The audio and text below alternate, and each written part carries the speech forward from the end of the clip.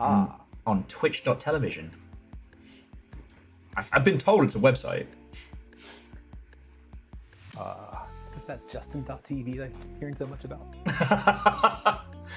You speak the old words. I actually read Nathan's book on like the history of Twitch, and it was wild to see Justin TV referenced so much. And peeps are popping in. Kakazi, Watto, and welcome. Little Fire, it's been tens of seconds. How are you? The tiny turnip will. It's been 84 years.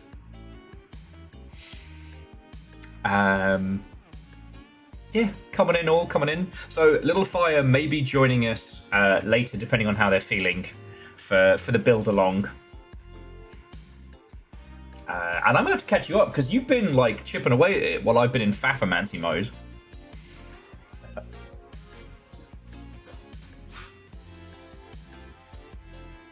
Oh yeah, no, Kakazi, more Gundams. We're working on the Wing Zero. I've got John on the line. I'm gonna get into some mischief. Hi everyone. And do let me know how the audio levels are, friends, because I've been trying to mix it on my end. I am a permanently quiet person, so if I'm not coming through loud enough, I will try and mess something. I, however, am exactly the opposite, and I have to turn all of my mics down lest I peak them straight out. Though no one, not in this household of the universe, appreciated my Jean-Luc Picard does the opening to Wild Wild West by Will Smith. And honestly, at least all the guinea pigs would appreciate it.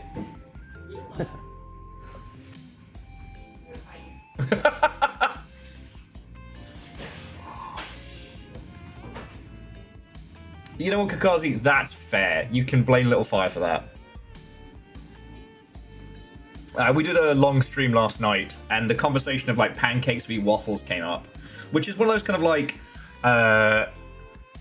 whoever loses, we win. Well, Little Fire has a Night Rain badge, so instantly they must not be in the wrong.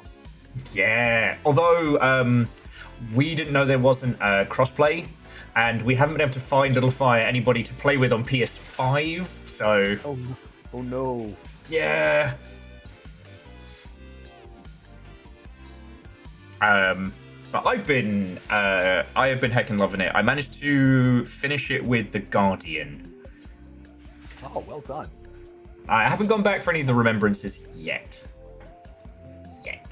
Harvey Birdman?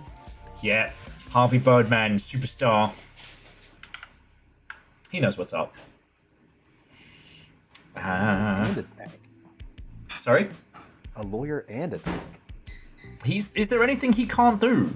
I don't think so. Damage. Can't do damage. Hey, sometimes. Yeah, I guess if you're a parry god, I am not. I am spam all the buttons, panic, run away, Well, die. shield parry with the Guardian is surprisingly less difficult. Hello. Kakazi is blaming you for their acquisition and creation of waffles.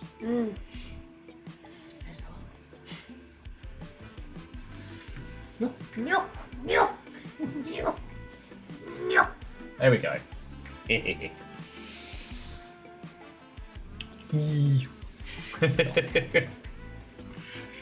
Considering that, like, even Damien didn't know we were dating, which means we're being far too subtle. I mean, really, honestly. Can't have people thinking on the internet that you're not mine. Exactly. And Caffeine Watto, and welcome. Friends coming in. Nova, could I trouble you to belt out the go live? Because Say no. Do it itself. terror's a lot of you. See this, John? Here's me trying to run a professional Gundam building operation. He's lazy. Wench, please. Actually, you know what? There's no one here who didn't know what today would be like. You all signed up for this. What better way to spend a Saturday though?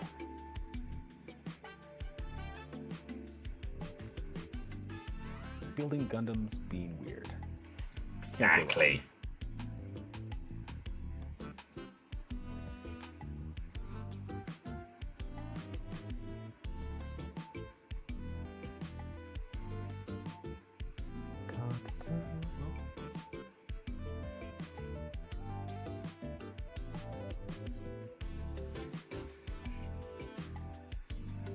Okay, and Nova, thank you kindly. Okay, the go live is out. Caffeine, how could you? How could you? Going out and having fun instead of sitting here and building models? What if? Hear me out on this. Just Okay. go at the concert with the stream up on your phone. Building a little, like, entry grade in the pit. There you go.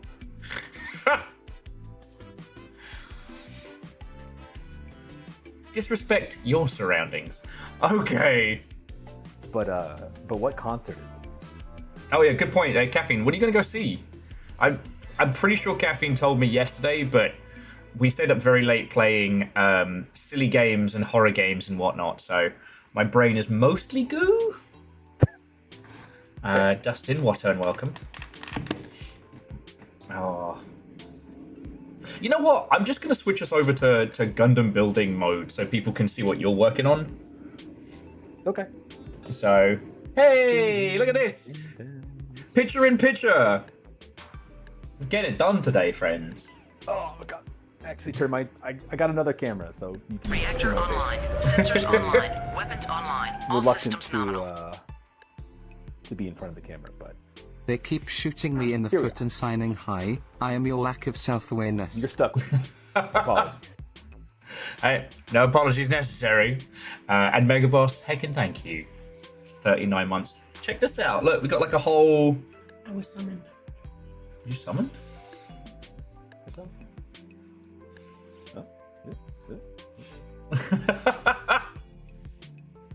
Yeah, we're 3 folks deep now.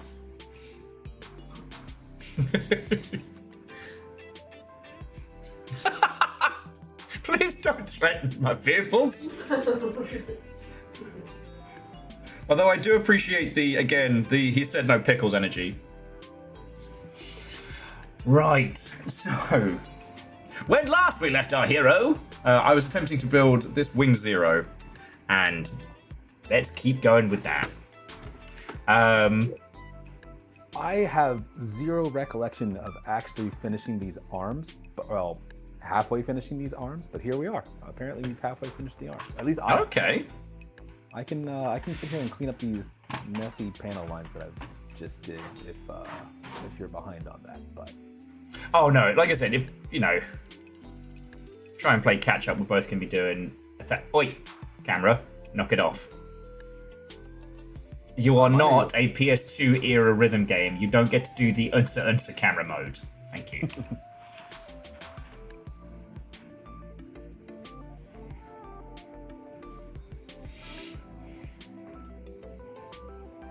Okay, so for those of you who have just joined us, or perhaps you've not met our lovely guest, so this is John. John works over at Bandai Namco, is a fellow Gundam building fan, and has voluntarily hung out with me despite having had late night drunken PAX conversations with me. All right, so is it masochism? Is it friendship? Who knows? we'll find out in just a few weeks' time when I'm back up in Seattle for PAX again. Yes. When last we left our heroes, which was also a 7th anniversary stream gift, along with a few other sets, John sent me a SD Master Grade Wing Zero, which is very fucking cool. And we made it. Yeah, I finished torso and we were just about to begin arms.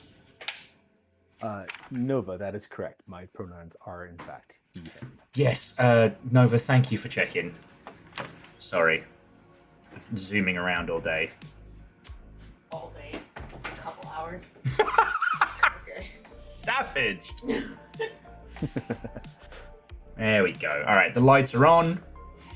So yeah, we were having a natter about some Gundam stuff before we got started, but yeah, I'm still playing the Gundam Mobage, and I'm really enjoying it. Like, I started doing the tower, which feels like actual. Like, I don't know if you ever got into Shining Force back in the day. I knew, I was always aware of it, but it was never my jam back in the day. Oh, okay. Well, I was a Sega kid, so I didn't. I too was a Sega kid. I worked at Sega. You worked at Sega. We both worked at Sega. Oh yeah, but I owned a Sega Saturn. Not my smartest purchase, but. I will point out that on the Discords, my profile portrait is of a Sega Master System, which was my first console. Mine was a classic Game Boy because I convinced my biological father that Game Boys weren't game consoles because I wasn't allowed to have those, that they were in fact toys. And so I managed to blag that. Yeah, I was a little shit. Oh yeah, okay, and here is my work so far. He's so stylish. Yeah, they're right there.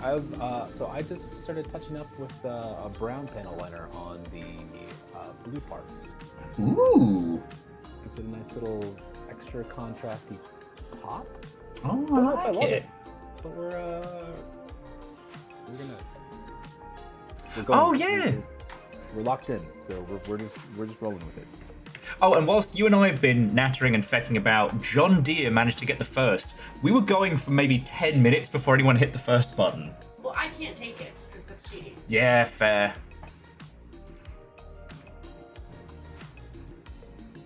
Well played, John Deere. Yeah, well played indeed. I also started trying to rewatch Gundam Wing for the anniversary stuff.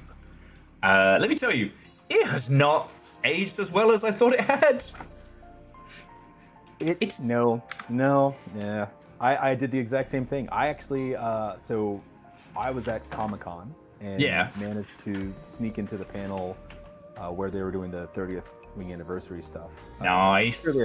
Purely as a fan. I work at Bandai on the video game side. I don't have anything to do at all with any of the model stuff or the film stuff. But yeah, just snuck in and I felt my stomach drop when I saw that. I was so happy. And then immediately went to go rewatch, and then I'm like, oh yeah, whoa, yes. Yeah. Different times back then.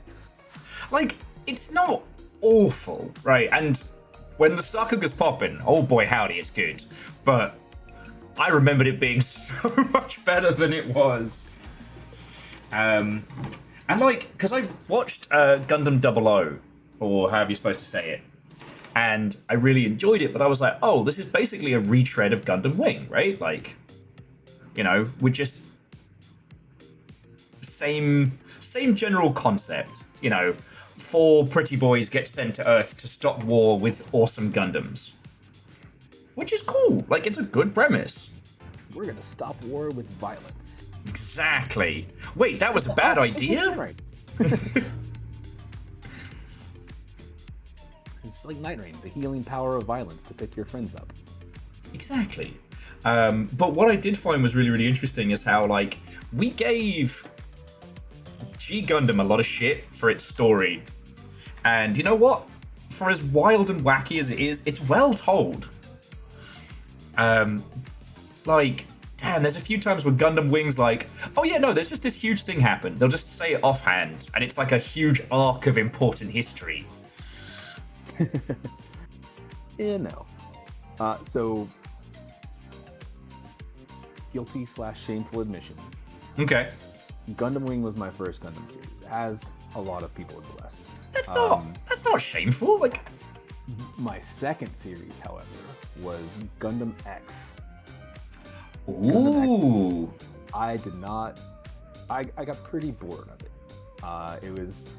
It felt very Monster of the Week. Like, oh, here's another mercenary in a Gundam. He's got a special thing. We gotta fight him. Oh no, we're losing. Oh, turn on the microwave laser on the moon, and we vaporize him. Do you not have a moon laser? Like a microwave moon laser? It's in the shop. Yeah. Really get that fixed. But I kind of was off put from Gundam for a while, and so I missed out on Seed and Double O. But I re-caught up with 8th Mobile Suit Team. Yeah. Tell Instant Daniel favorite. Craig to stop taking my knives Then out. rewatched OG series. I'm OG series Zeta, and then I think that Thunderbolt came out. So I started with Thunderbolt and Iron Blooded Orphans, and that all of that was very much my speed. But the Oh yeah. Oh, and sorry to interrupt, but Akira Zero, thank you kindly. You can talk to Danny Craig himself. He's not returning my calls anymore. But yeah, like 8th MS Team, I think was probably the point where we all realized that wait, this isn't just a bit. This shit slaps. yeah, oh yeah, totally. You're like, oh yeah, no, this stuff's good. My big White Whale project finish is the PG goof because of the Norris Packard fight in that. Oh god, it's so good when he's just massacring gun tanks left and right. Yeah, the Easy 8 was one of my favorites because, again, I was a snobby little shit as a teenager, and so I discovered Battletech and FASA stuff, which was much less known in the UK. Like, we knew about Mech Warrior, but finding out that it was based on this whole thing... Oh, and Techie God, what and welcome, come on in. So I was more into, like, the quasi-realistic tanky robots. And 8th MS Team was so grounded. I loved it. Yeah. Exactly. It's honestly, I feel the same way about Star Wars. Any of the space wizardy stuff, not my favorite. But as soon as we're looking at Rogue One or Andor, yes, Hells give me yeah. all of that. Inject that straight into my veins. So good. This lot had to put up with me. Let's call it what it was, ranting about how good the live action cutscenes were for Jedi Knight. Oh my god, Oh yeah. those are wow. That is Mm-hmm. that's taking us back. Some of us never left. Fair shout. Oh yeah, so friends, just before we continue, so my lovely guest John works over at Bandai Namco on the video game side. If you want to ask questions about stuff, feel free. Like, John will and won't answer depending on what they're allowed to talk about. If you leave us to this, we will just be talking Gundams for the next several millennia. If any of you have crafting projects that you're working on, crack them out. Pop your workings in creation celebration. Like, show off. Have fun. Let's do this. Building models and self-care are synonymous. Yes. I also found out about a weird sci-fi mech mech movie I didn't know about yesterday. Okay, I've got to get the name of this one. Because obviously I've seen Robot Jocks. Yes. But I hadn't heard of Robo Warriors from 1996. That sounds like a cartoon that had a promotional breakfast cereal. Robot Warriors. It's not far off. It's got that... Okay, narrowing it down. It's got that one guy who's in every sci-fi thing. Good work, Will. That totally narrows it down. And instead of it being like big models, like with Robot Jocks, it's folks in huge suits, a la like kaiju movie. It looks so fun and so hokey. Amazing. Basically, aliens have conquered the planet, but they settle all their disputes through giant robots single combat. However, they've taken all of the robots that humanity has, so humanity has no more rights. Except when a kid finds one in the jungle, I guess. Rude. Stealing all our robots? You got a robot gap. Yeah. And Techie God, I do not remember Immortal Grand Prix, but that sounds amazing. Okay. Racing. That's wild. Yeah, I know the peeps who did Reboot did the Heavy Gear show, which was not good, but had that kind of like racing arena vibe to it. I don't know about Will, but I have seen Knights of Sidonia, and I absolutely love it. I read all of Knights of Sidonia before it was animated. Oh, look at you, fancy. Yeah. It's like, I mean, I've been talking about Blame so much recently. I'm amazed anyone would be surprised. My very first trip to Japan. Yeah. In 99, I think. I'm so I jelly. walked into a manga place, and the one manga that I picked up was a Blame, out of just sheer dumb luck. And it's like, what the fuck am I reading, and why is it so good? But Right. I loved it. And when I think it wasn't until the second season of Knights of Sidonia where they started like showing, they had like an animated version of Blame in the show. So it was like the Knights of Sidonia characters watching animated Blame, and I'm sitting there going, what is happening right now? And had to like go down the rabbit hole of, oh my god, how did I not know this was a thing? But yeah, I did also read all of Biomega as well, which, I mean, if you need a reason to look up that one, friends, Bear with a Barrett Rifle. Bear with a Barrett Rifle. And no, I do not mean a burly-haired gentleman. I mean a bear.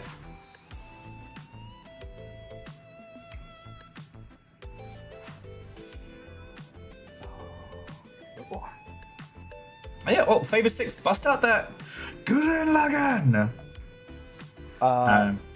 Dude, is it the... I have maybe the same kit? Ooh. No, too far back. Welcome to the dinosaur hands problem. Tengen Toppa Gurren Lagann. Actually, a coworker gave it to me to build it for him, but I may just forget to give it back. Yeah, I mean, No if harm, he no foul, forgets. Yeah, it's a war of attrition at this point.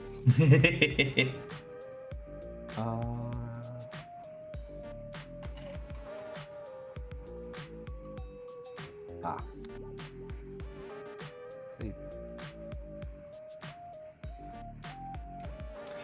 So Techie was just asking real quick, like, what game projects are you allowed to talk about that you've been involved with? At Bandai, I am working on I worked on the From Software stuff. I helped launch Night Rain, Shadow of the Erd Tree, and my first game I launched with Bandai was actually Armored Core. Nothing we would have heard of. No.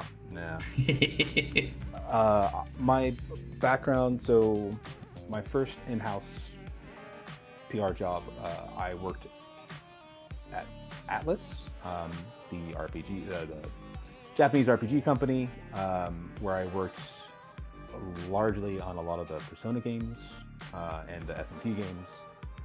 So I've also been working, helping Bandai with some of the RPG things. The title I am currently working on is Digimon. Oh, nice. Which, despite not knowing much about the...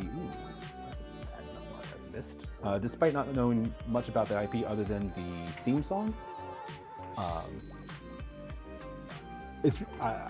can't wait for people to get their hands on this game. It's quite good.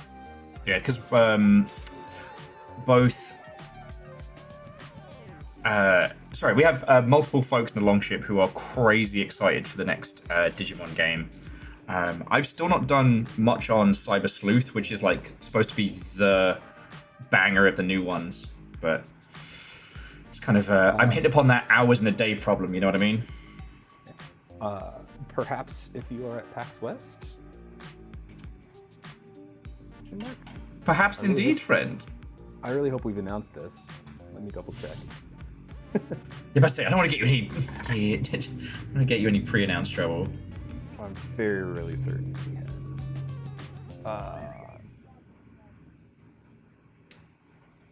Yeah. We'll have the demo we had at Anime Expo at PAX West. Oh, we're cool. And it is quite good. There's quite a few from the squad who are going to be very excited about that. Techie God, I have no idea. That's anything on the development side would not be part of anything I work on. I'm only on the publishing team. But I personally am very anti-generative AI. Yeah. I like it. Though I will say, I've been having a lot of luck with emailing devs back that have been using AI in their pipeline stuff, which I did not expect, because the number of fucks I give has definitely decreased over the years. And I've had some interesting conversations with folks. A lot of them either don't realize how much everybody despises generative stuff or are in the process of trying to get rid of it. Personally, I would say better to not launch with it than than have to spend time to get rid of it. Yeah.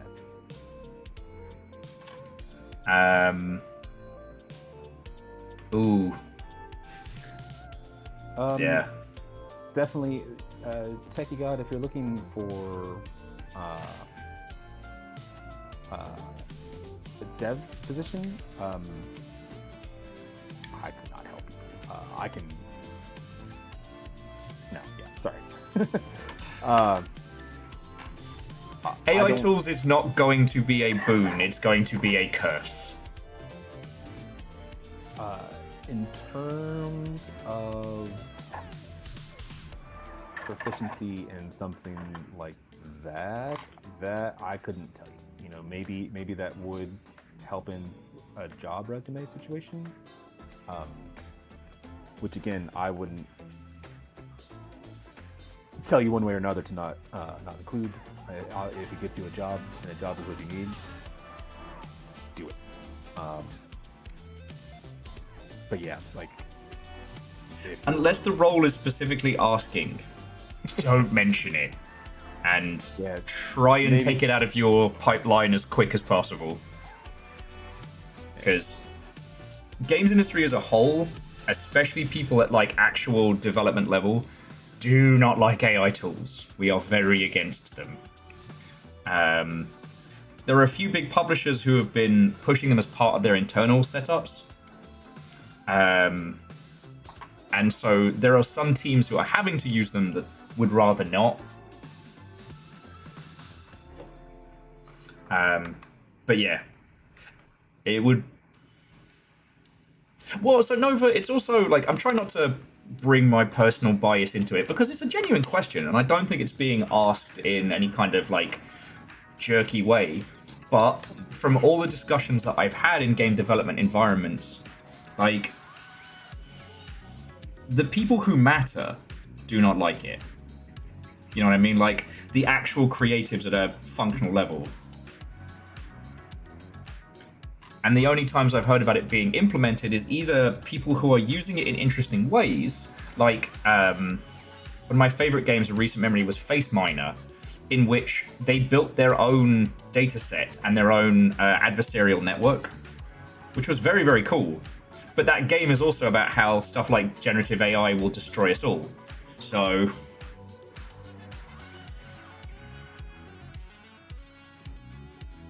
yeah, and jumping back, Jamami, I do agree. Better you put in dev art than generative.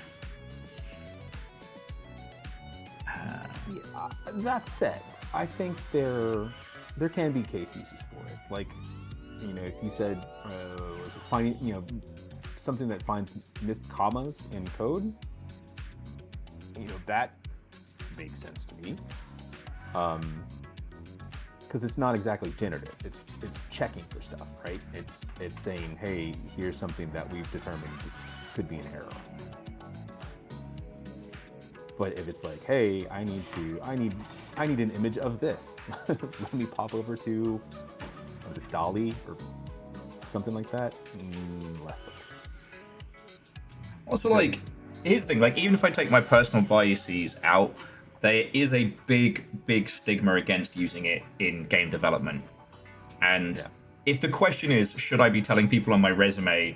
Absolutely not. Because, like, right now, if you're applying for a games industry job, you're going up against everyone. So, yeah.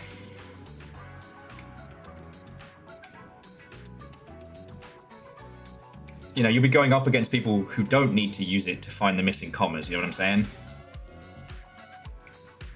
And there was some really interesting data coming out of, like, the Gamescom surveys, which is the folks who want to implement it into the development pipeline are all business wankers. No one at an actual, like, making the game themselves wants to implement it.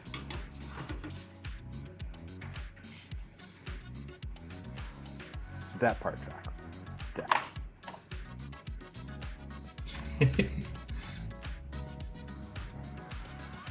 So, anyway, back to Gundams. Back to Gundams. I actually haven't seen, what is it, Gundam X. And I'm slightly disappointed it has nothing to do with either DMX or Triple X. I would be flabbergasted if there is not a anime music video of Gundam X and DMX. There has to be. It's too easy. Like, sure, it's right there. It's waiting for you. You know? Like, in the same way that XCOM gonna give it to you. Like, it's the same. Gundam X gonna give it to you? Sorry, what? Okay, slowly finding all of my sprues.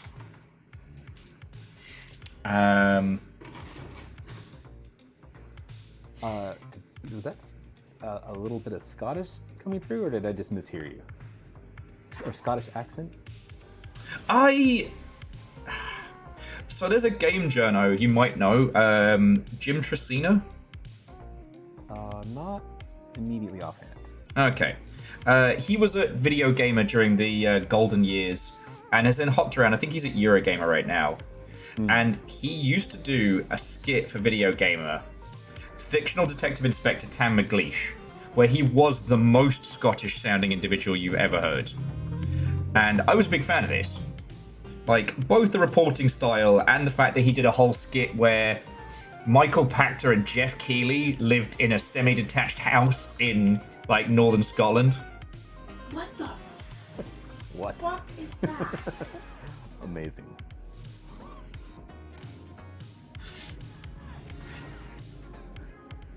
Vampire Survivors.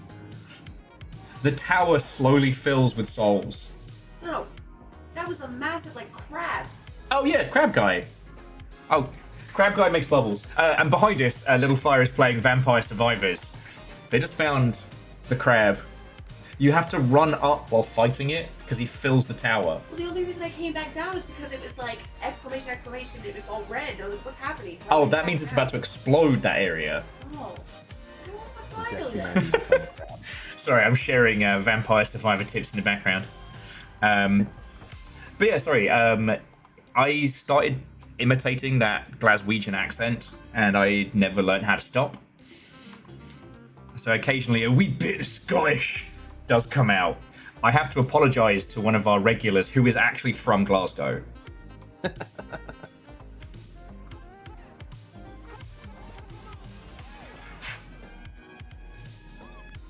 Okay. I have no idea the import situation of models.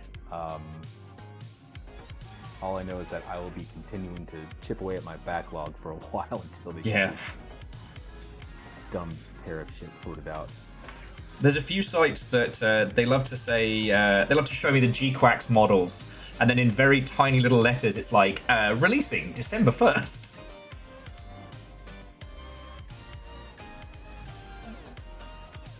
Where's my SCG clips? Just saying. God, I'm actually going to do a rewatch of G-Quacks again very soon, because that was so good. I thoroughly enjoy. I feel like they stuck the landing on that one pretty well. Yeah, hard agree. I was not certain by the 8th-ish episode once Machu gets stuck in prison. It's like, what's going on with this one, guys? But then, yeah, no, they nailed that one pretty hard. I've always appreciated a lot of Gundam series do not have any qualms in just mixing up the status quo. Like, oh, you thought this was going to be a cute show about kids and high school and shit? Nah, international war criminals. Yeah. Like, look, this girl is at a high society finishing school, and she's doing an underground robot fighting league. Oh, and now she's kind of responsible for the heat death of her universe. Yeah. No, but.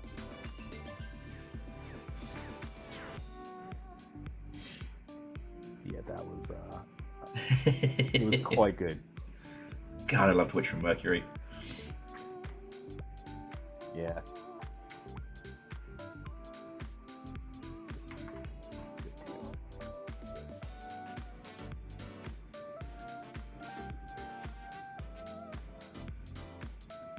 Okay. I've realized I've been very bad about making sure that I'm doing stuff on camera. If you guys are just staring at the top of my forehead, and I mean, in fairness, I'm still doing battle with the Will Overguard Raptor Hand special, where I'm building everything up here, like Witch from Mercury. Gay. Parentheses complimentary. Yep.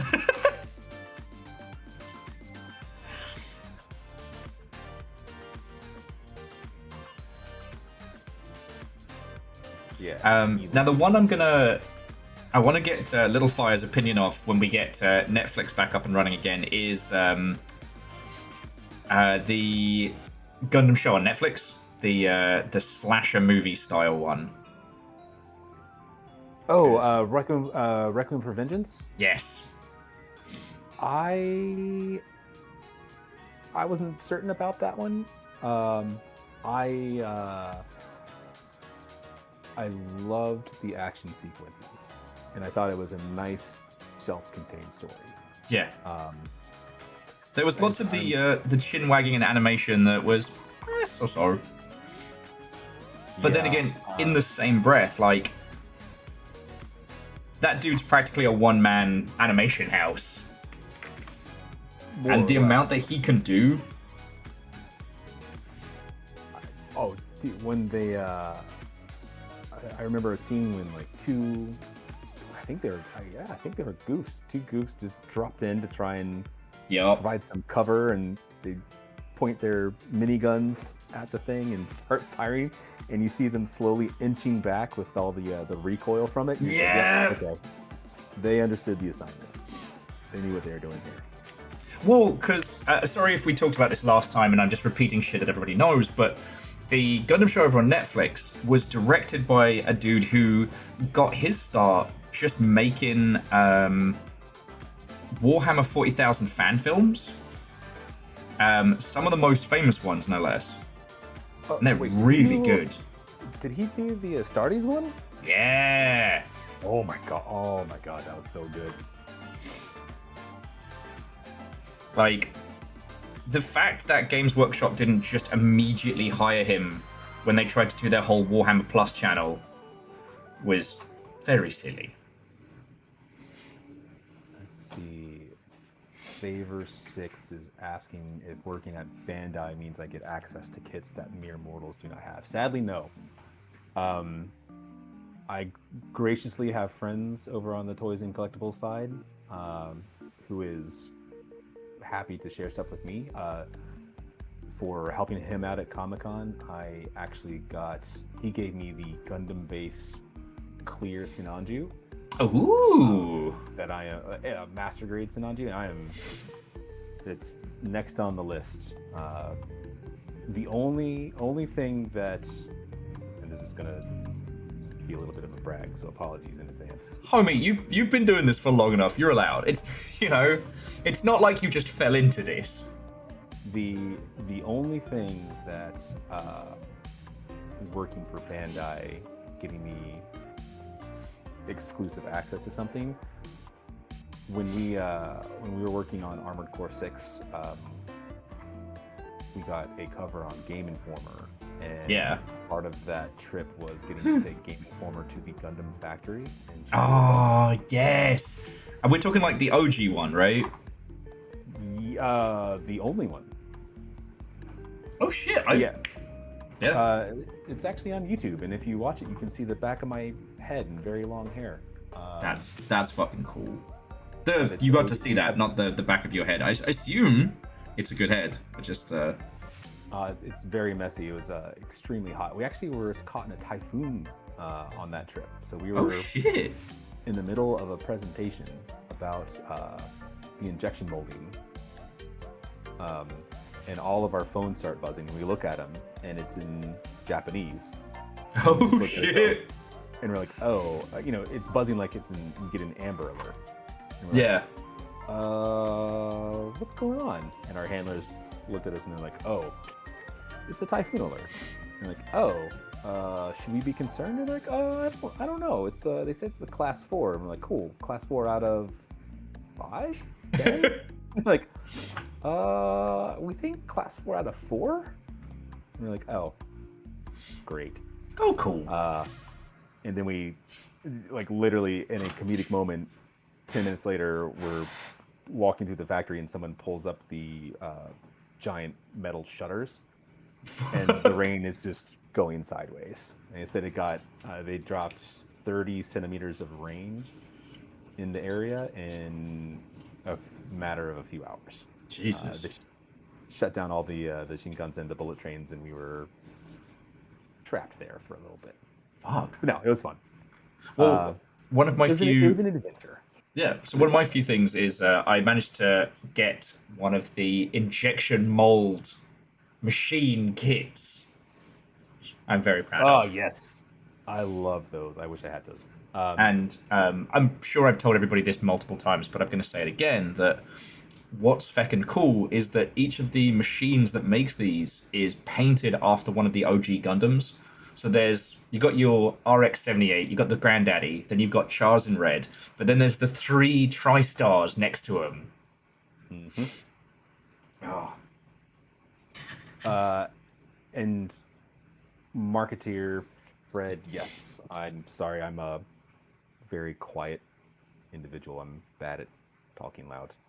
I will try and talk louder for you, though. Okay, I think I'm trying to adjust it over here, Fred, as best I can, but there's not too much I can do. But I can keep the smooth jams a little quieter so you can hear it all. Just let me know how the mix is. I can, if worst comes to absolute worst, I can use my fun gamer mic. Yeah, gamer mode engage. Oh shit! And if we're, I guess, flexing a little as well, one thing that you did get me that was kind of cool and quasi-exclusive was from the Gundam Breaker 4. The yes, the Taco Bell Gundam. Yeah, the 90s Solo Cup Gundam.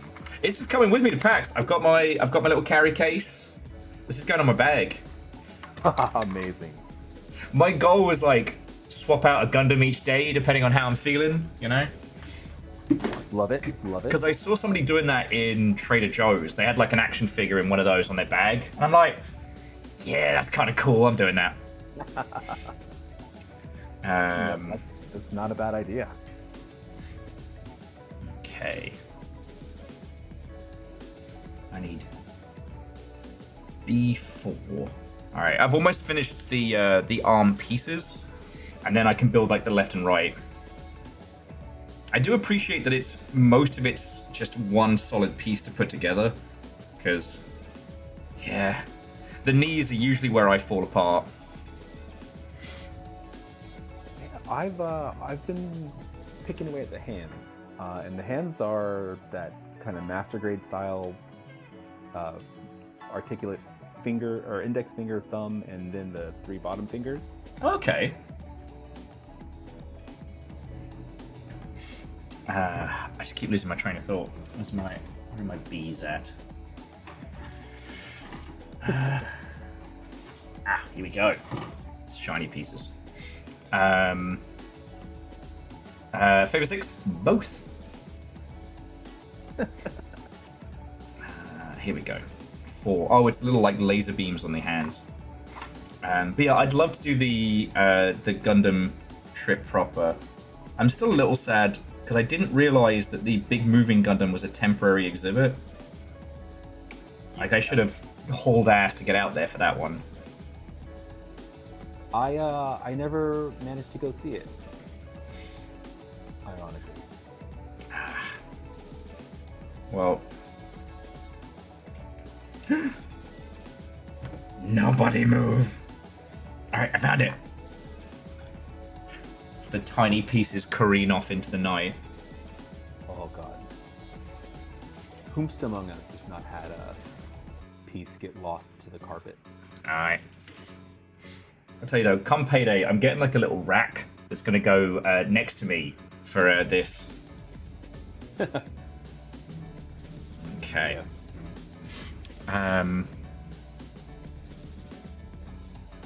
Oh god. But yeah, my friend, he went out there, and he brought me back one of like the dinky SD-sized like Gundams with the housing and everything. So I've got that like literally nailed to my wall. Awesome. Oh yeah, the little the hanger thing. Yeah. Because I saw what one person had done is taken like the 144 bases, and the bit that hooks into the Gundam crotch, if you will. What they'd done is they'd set that into the wall, and so they could put Gundams on their walls. And I was like, that's really good. Clever. I like it. Oh god. RG Unicorn. That kit. God. That kit. I've got the mega-sized one behind me. It's my. Oh, you picked that one up. Yeah, that's Amazing. my birthday project. I'm gonna ask about that. Yeah. Did I miss your birthday? No, it's the 19th. But Okay. I forget where it was that I got it from, but it was very on sale, and I was like, as much as I'd much rather get it from somewhere like New Type or what have you, like, you know, It's not. homie's broke. Yeah. It's a pretty penny. Yes. But because of the money I saved, I was able to pick up the third-party lighting kit for it. So I'm gonna turn that mother hubbard into like a fucking nightlight or some shit. And I really like the idea of just having different friends like decorating different pieces. It's gonna be real I cool. love that. That'll be fun. Oh my god. RG Exia for me. Putting the stupid head together. Ugh. No thank you. I have the real grade Mac Daddy. I have the granddad sitting in the closet, and I am afraid of him. Didn't they just re-release that? Like, isn't there like an RG 2.0? Is Am I there? making that up? I mean, there's the real. I really hope I'm making that up. Oh no, I'm thinking of perfect grade. Sorry, no, you're right. They did just do a real grade proper. I was thinking of the perfect grade, like the big behemoth. Nice. Man. So at one point, I was thinking about getting the different fish from Sea of Thieves tattooed on my arm, so I knew like which fish would be caught with what thing. Now I'm thinking about getting like the different Gundam sizes just up here. You know, like how some people will get like measurements tattooed on them for like butter and stuff like that. SD all the way up through mega size. Yeah. Because you do it by size, and then within the size brackets, complexity. That's the secret. I think the I want to say it's Tamashii Nations has these little free handouts, and they have all that information on them. I mean, I'm sure there's like ones I could get. I think I got one of the like the Gundam magazines. Oh, Sorry, yeah. I'm just telling Blue Sky what we're up to. We when I was sending the Gundam Breaker kits out to media. Yeah. Maybe you got it. They let me send. I was asking if we had like, hey, do we have any assembly instructions that I can send along for people that aren't familiar with building Gundams? And they're like, oh, let's go and check over in the toy side. And they sent me, like, all we have is a posing guide, but the posing guide had all these amazing poses in it, like how to pose your Gundam properly. No, I didn't see that. Oh, all right, let me see if I can find it. But they use a Strike Gundam for it, and they do the arms crossed across the chest, and they call that. I was reading all the poses were written in Japanese, and that one was literally called the Gainax pose. Like, yes, okay. 10 out of 10. No notes whatsoever. Fuck yeah. I have a friend who is extremely accomplished photographer, and I really want to do like a Gundam photo shoot day. But until I hit upon that point, till I'm that good, I haven't been too worried about posing guides, you know? Yeah. Okay. It's sadly it's one of those things that I'm terrible at, and but at the same time it's also one of the things that really helps set your finished kit apart. So I feel doubly bad that I can never get it right, but alas. Yeah, I guess it's that thing of like, I guess it kind of harkens back to my philosophy with these, that they're very much like, you know, vehicles for art. You know, they are the fancy sports cars rather than like model tanks which are trying to emulate something realistic. Yeah. Oh, I absolutely love. I go to my local Gundam modeling competition every year. It's in Anaheim or around that area. And seeing what some people bust out is just truly incredible. Oh yeah. There's one, she painted the Van Gogh's Starry Night on a goof. It was Van Goof. Oh, fuck. It's good art and a pun? Are you kidding me? Yeah. Oh, it was that was by, I think it was Tex Marquise. Fuck, that's good. Oh no, like just proper good. And to Grand Isle, you're right, posing is easy, but you say there are limits to the articulation of every kit. I say don't be a coward. There are no limits if you're not a coward. With an X-Acto knife, there are no limits. Exactly. That's what X-Acto stands for. I thought it was short for a shortening of Exactamundo. It's my Exactamundo knife. Shit, that's way better. How are you doing on the hands? I am still getting like arm parts together. I haven't even started looking at these hands. I got right and left arm, then it's shoulder o'clock. So I might be catching up actually. No, yeah, you're pretty close. I am just about to tackle the shoulders, so I can hang out a second. Woo! For the tiny ass size of this thing, it is crazy in depth. I honest to God was not expecting it to be this complicated. I don't know why I didn't think it was going to be this complicated. Yeah. It is. I was not expecting it to be this complicated. I mean, it's a master grade. It was always going to have. It was always going to bring the thunder. Yeah, I feel a little bad. I sent these out to a bunch of folks It was for the launch of the Gundam Wing and Overwatch. Oh, yes. Yeah. Got them sent out to media. And now I feel a little guilty. Nah, they can earn it. Some poor person's like, oh, this is cool. This will be my first Gundam kit. And opening this up, like, what the fuck have you gotten me into? Yep. Splash cut to them, the bottom Jack just sobbing over the knee joints. Yeah. Honestly, my favorite thing, battle damage wise, like if you're unsure about model kit stuff, start with like either an X-wing or one of the Rebel Alliance ships, because if you screw something up, like the dirtier, dustier those things are, the more lore accurate those things look. Yeah. Love them. I do think that one of the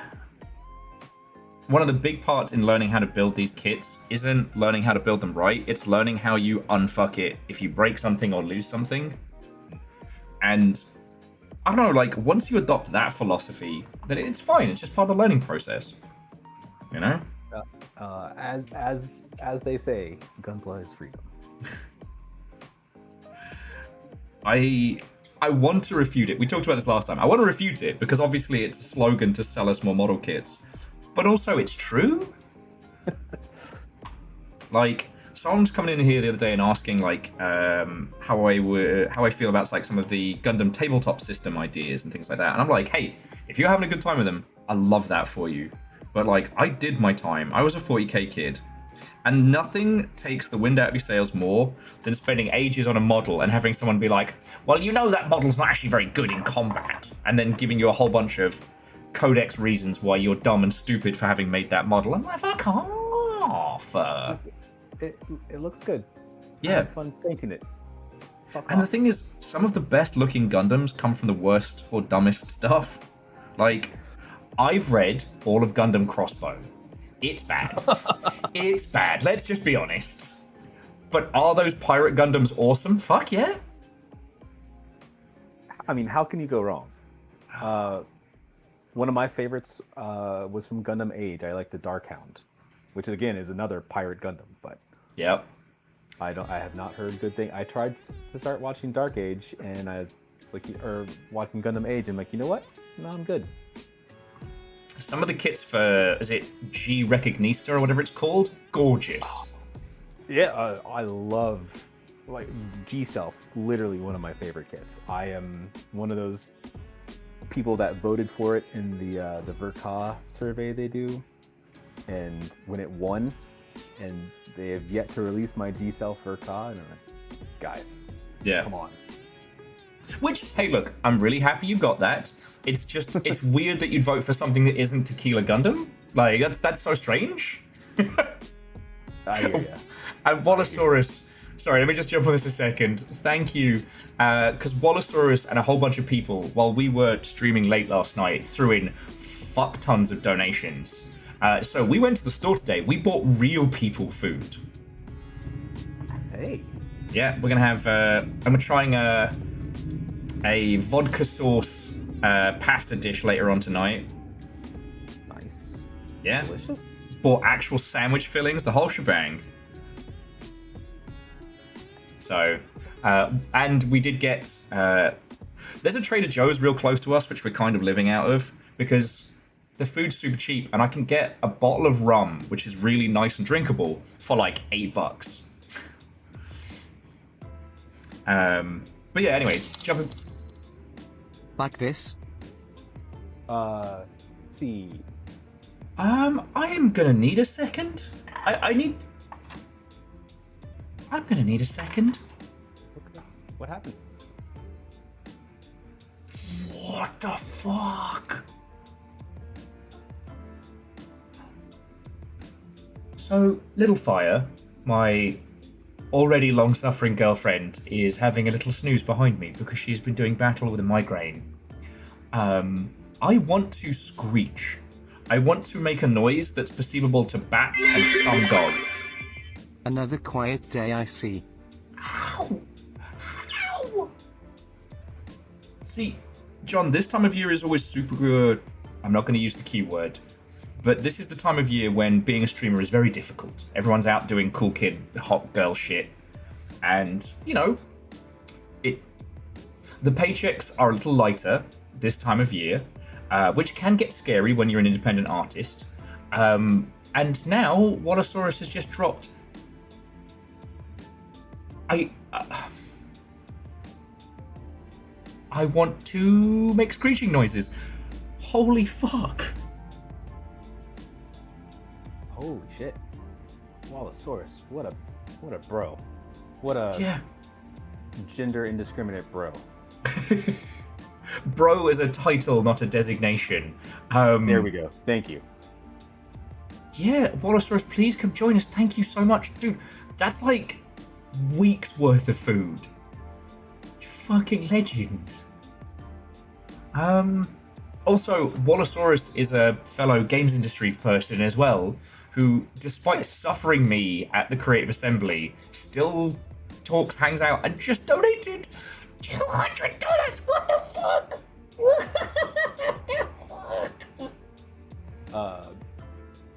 You can, this is part of sometimes the PR training I have to do with some of our spokespeople. And this is my line about if you need to get something off your chest, the only way you can be certain to do it is bring it into your pillow when you're back home in your hotel. That's the only way you can confirm that you're off the record. So feel free to use that advice if you need to screech out something, but not disturb your poor girlfriend's migraine. Yeah.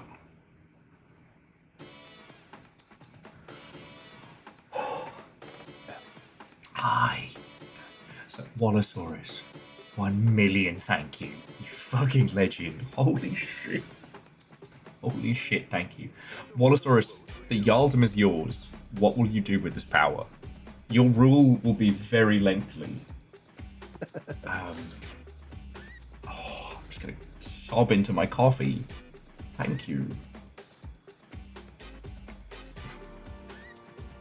Just a normal guy. When are you doing your monster game?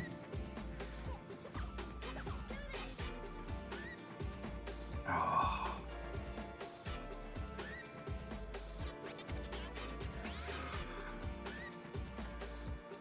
It's fine, you know, I'm just building model kits with friends at the same time as people are keeping me alive. It's great. It's fine. This is I'm normal about this. I'm shaking. Gotta put this down. Can't cut things right now. Big group hug indeed. Thank you. Thank you.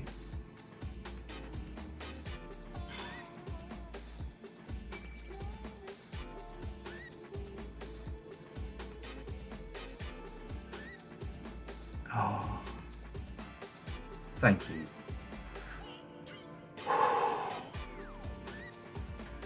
God. I tell you,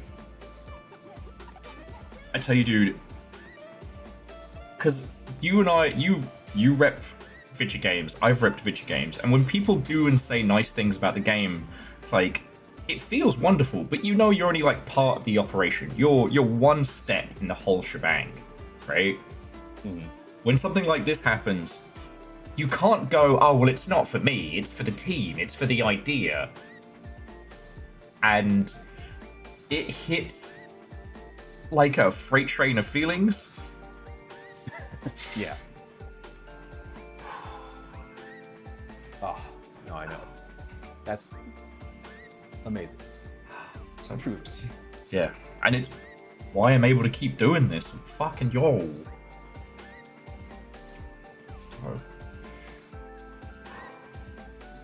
But okay. Try not to sob here too much. Wallosaurus is working on a project. They've even set their own personal Confluence and Jira, which means we got something to look forward to. And So you're saying Wallosaurus is a masochist, setting up Oh his yeah. personal Jira. Say it ain't so. I mean, you don't go into video games if you don't have a certain level of either like masochism or like mental illness. Fair. Got me on that last one. I was saying this to someone the other day, and it still makes me laugh that like mentally healthy people don't go into video games. They go into other industries where they make more money to do less work.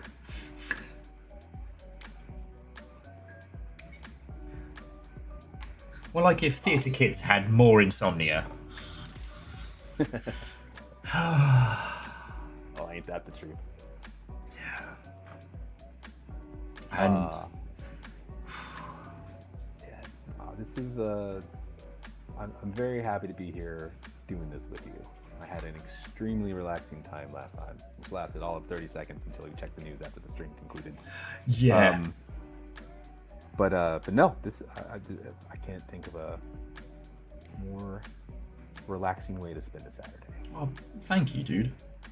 And it's like one of the things that I've wanted to kind of cultivate is, you know, having spaces like this, but also with other people who work industry, right? Like, I was always kind of jealous of like people who work service industry bars and things like that because of that, like, they get like an after work camaraderie.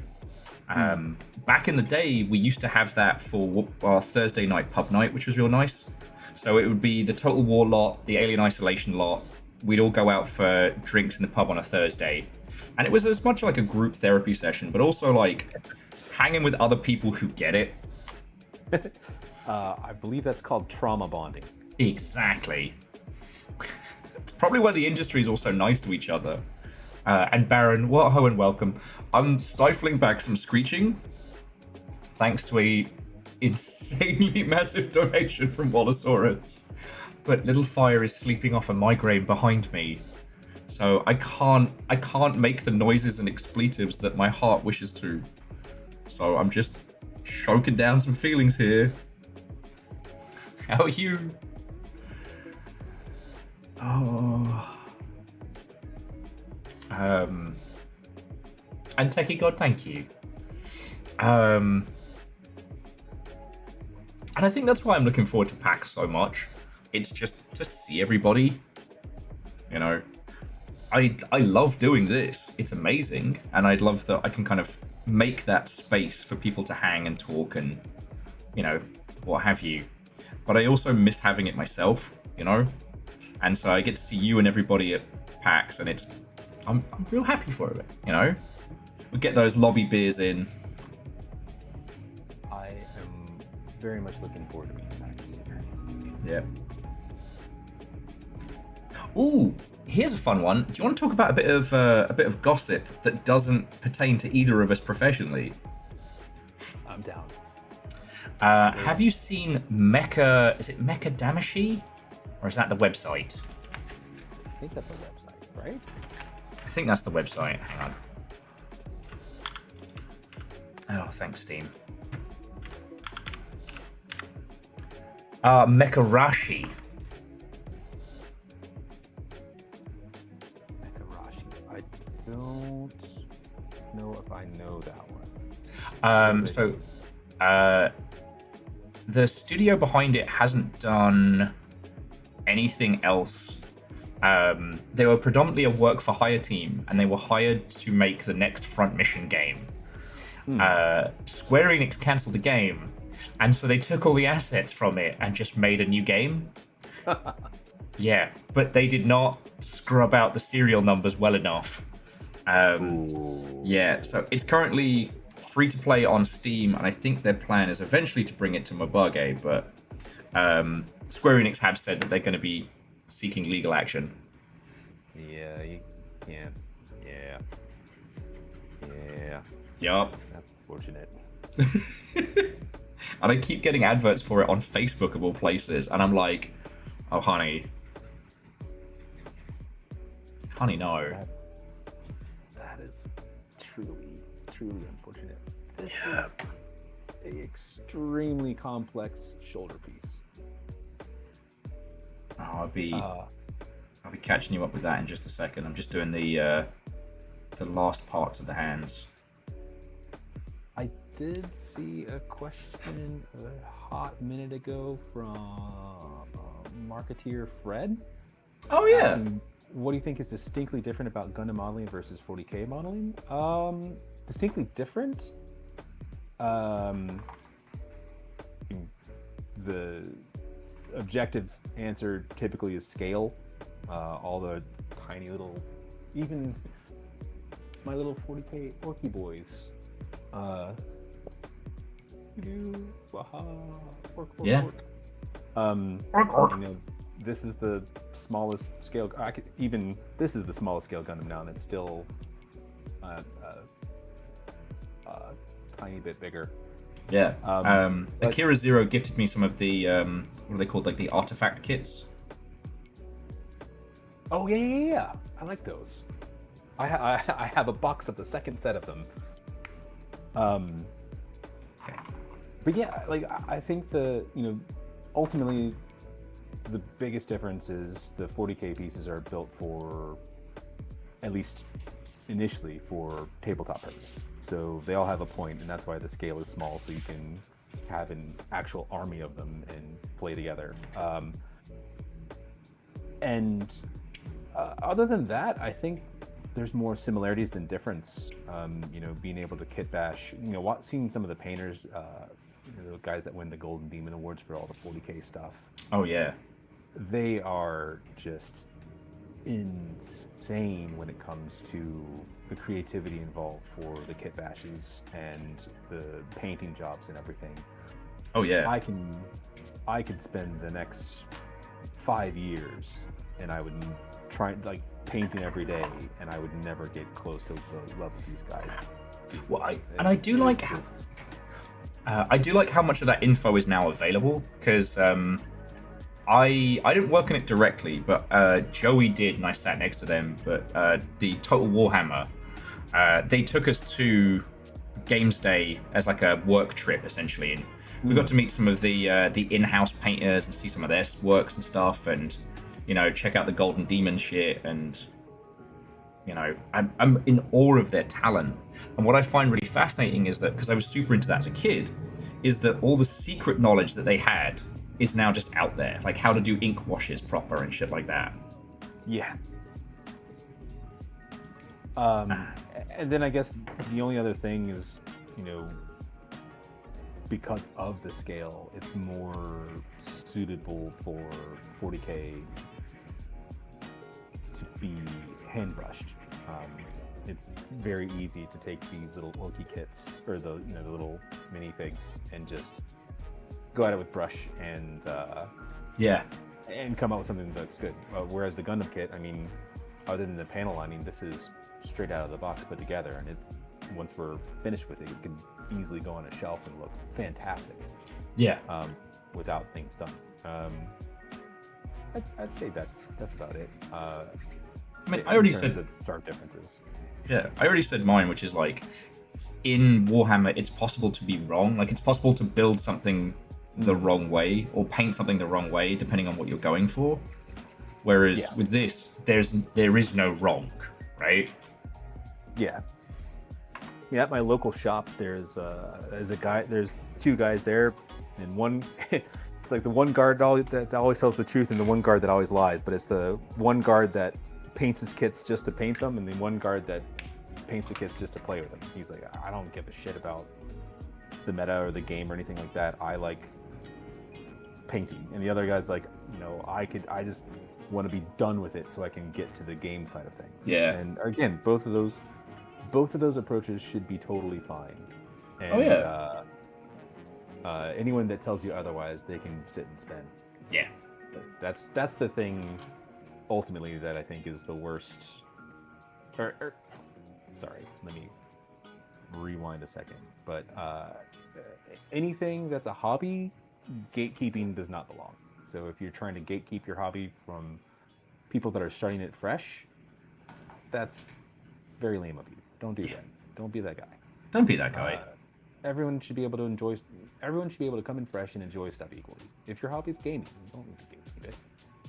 pick up a controller. If they don't know how to play a game, show them how. Yeah. Tell them how. Point them towards resources.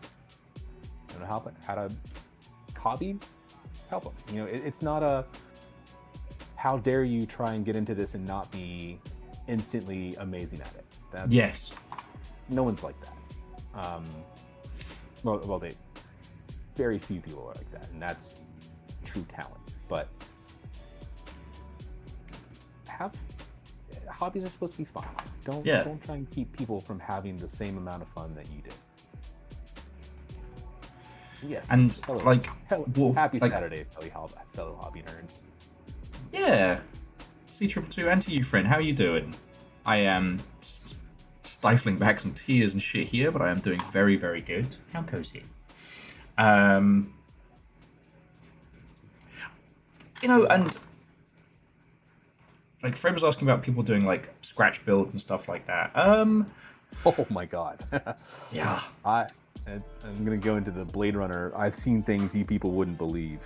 I thought, because like with a lot of folks, you know the bell curve of knowledge. You know, I started to get into Gundam during lockdown, and I got weirdly obsessive. Like I looked up a list of every master grade kit and just researched them all one evening.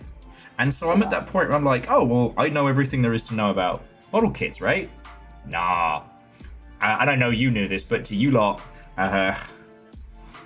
homebrew resin kits. Holy shit. Oh, I haven't gotten in trouble for them to see it, but yeah, I have a couple of resin conversion things for like the PG kits. Actually, I think I have one for the MG new. Oh, way cool. But it's like... insane what they can pull off. Well, and what was funny was, I forget what it was I was looking into. I think it was Legos. And I was like, oh shit, if there's dodgy knockoff Lego, there must be dodgy knockoff Gundam kits, right? Nah. There are third-party, non-copyright infringing, air quotes, bootleg kits, but they are phenomenal. There's one which is the Stargazer Gundam, the one with the big halo behind it. Now, officially it's not, it's called something else. But it's like a gorgeous 1/100 kit. It's clearly that, but not in a copyright infringing way. And it has like full light kits and the whole shebang, and it looks gorgeous. Ooh. Yeah. Again, not copyright infringing, but real close. The legally distinct. Yes. Yeah. That's like the PG thing that's totally not a tall geese, but is actually a tall geese, right? And that thing looks so cool. It really does. Okay. Nearly finished with these forearms. 3D printers cool rule. detail. I Yeah. have 2 of them. So the one I want to get, or want to ask a friend who can 3D print stuff, there's a conversion kit for the entry grade Mac Daddy that turns it into the Nether Gundam. It's so good. And Techie God, have a lovely rest of your evening. We didn't have the money to go to Soba, so we hadn't planned on it. Now Wallosaurus has been lovely, but there's no way I'm waking up Little Fire to be like, hey, I know I said we were having an evening in and making some stuff, but I've decided we're gonna go party. That's how you find a dead will. This might be my last. It was a good streak. Ah, no, Kimball. I know stuff's hard, Kimball, but you got this. You got this. And thank you. You've got to make it to next month. That would be 69. Nice. But The nicest of all months. exactly. Of all But sorts. I don't know if you've got any crafting or art projects you want to work on, Kimball, but bust something out. Make some stuff. As Hatsune Miku once said, make good art. Oh, I'm sorry, make bad art. And then she went out and wrote the Harry Potter series. She did. So I love talented. that Hatsune Miku. It's so good. Oh my, that was a fun conversation to have when I was at Sega. I was launching. I worked on some of the Hatsune Miku games, Oh, nice. and I had to ask, like, guys, why do they keep saying that Hatsune Miku is the author of Harry Potter? And then had to do the research, like, oh, basically every time someone comes out as a turf, they're like, oh, that's a shame. Man, good thing Hatsune Miku was responsible for their most famous bodies of work. Yes. Hatsune Miku and did Harry Potter, Minecraft, and the entirety of the Sandman book series. And some of my favorite BBC programs. Yeah. IT Crowd, Black's Books, and Yeah. Father Ted. Is there anything Hatsune Miku can't do? No. Quasi, Watto and welcome. Come on in, friend. Hatsune Miku can't diminish the rights of trans people because that's beneath Hatsune Miku. Exactly. There you go. Though, okay, I don't have any beef with Bandai except for one thing, which is they have a Hatsune Miku Gundam, and it keeps popping up on my feed, but it's not actually the Gundam. It's a little, like, plastic cutout of a picture of the Gundam. It keeps coming up on my feed. Ah, weird. Huh. Yeah. Premium Bandai keeps putting that up on social media posts, and I'm like, don't you tease me. Every time I'm in Japan, and it's been a minute, I always walk around Yodobashi camera, and there's always something that just catches my eye, but it's like a non-Bandai kit. And every time I think it's going to be a good idea, or it's like, oh, this is going to be the one, and every time it is not. I got this amazing, I think the company is called Plamax, Plamax. Okay. They did a Guts from Berserk in the Berserker armor. And it's a good kit, but it could be better. I wish it were better. Yeah, I've never had any luck with like humanoid kits. Like, there were a couple of kits I did back in the Warhammer days that got close to looking not terrible, but people have always been a weakness of mine. Lol. Okay. I've been weirdly obsessed with Machine and Krieger. Not sure how much you know about that thing. Machine and Krieger. It's Sorry, it doesn't ring a bell. If you've been in a hobby shop and you've seen those weird, like, camel yellow boxes with brown lettering on them, with dumb names like Nut Rocker, or No! they look. It's weird. There is no way I would miss Nut Rocker, given the chance. Yeah, I kid you not. That is the actual name of one of the in-lore autonomous tanks. But they have some really cool kits that just look like potatoes, but they're overly complex potatoes. But they're really fun to build. Like this one lumpy thing that I've built probably looks like it's maybe 15 pieces max, but it was well over 200. Damn. Like, where did all the pieces go? I've just covered them up with this chunky armor. Yeah, people keep threatening to send me the whatchamacallit, the sushi kit. Oh yeah, with like the 1,000 grains of rice. Yeah. Of individual rice. Yeah. And Not Evil gonna Geek lie. makes a good point. The only thing Hatsune Miku can't do is lose. Her and Parker Lewis. Say, if anyone gets that reference, you need to go take your Tylenol.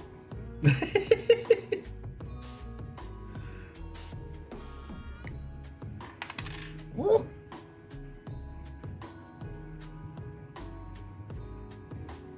Okay. Bring this.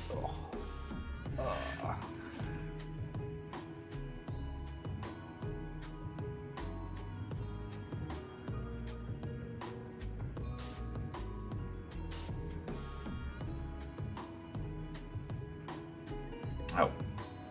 I knew I was going to need that bit. I doubted myself.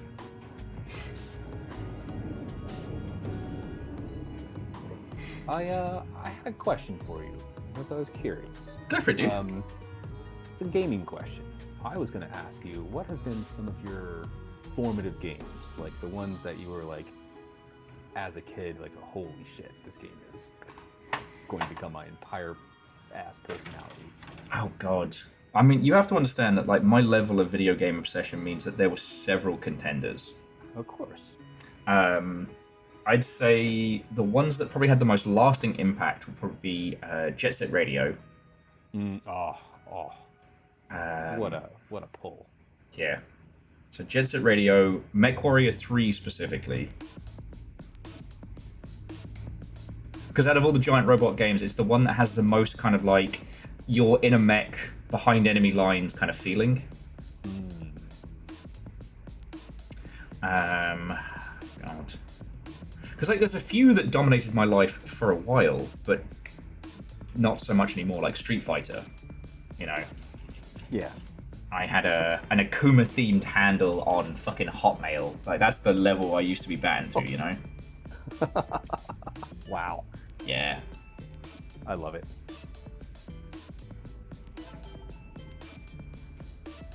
I'm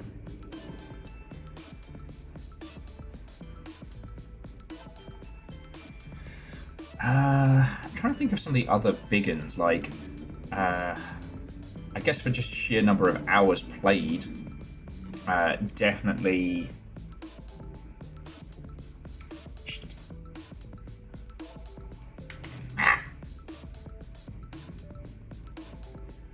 Hang on. I'm putting this hand on backwards. I need a moment. God, Half-Life definitely, and I know that's a pretty obvious answer, but just because it wasn't just Half-Life that I spent all my time with. Like, it was also, like, all of the mods, all of the things that went with it. Like, I didn't just play Half-Life, you know, I was there for the OG release of, like, the Stanley Parable and shit like that, you know. I was in the paint.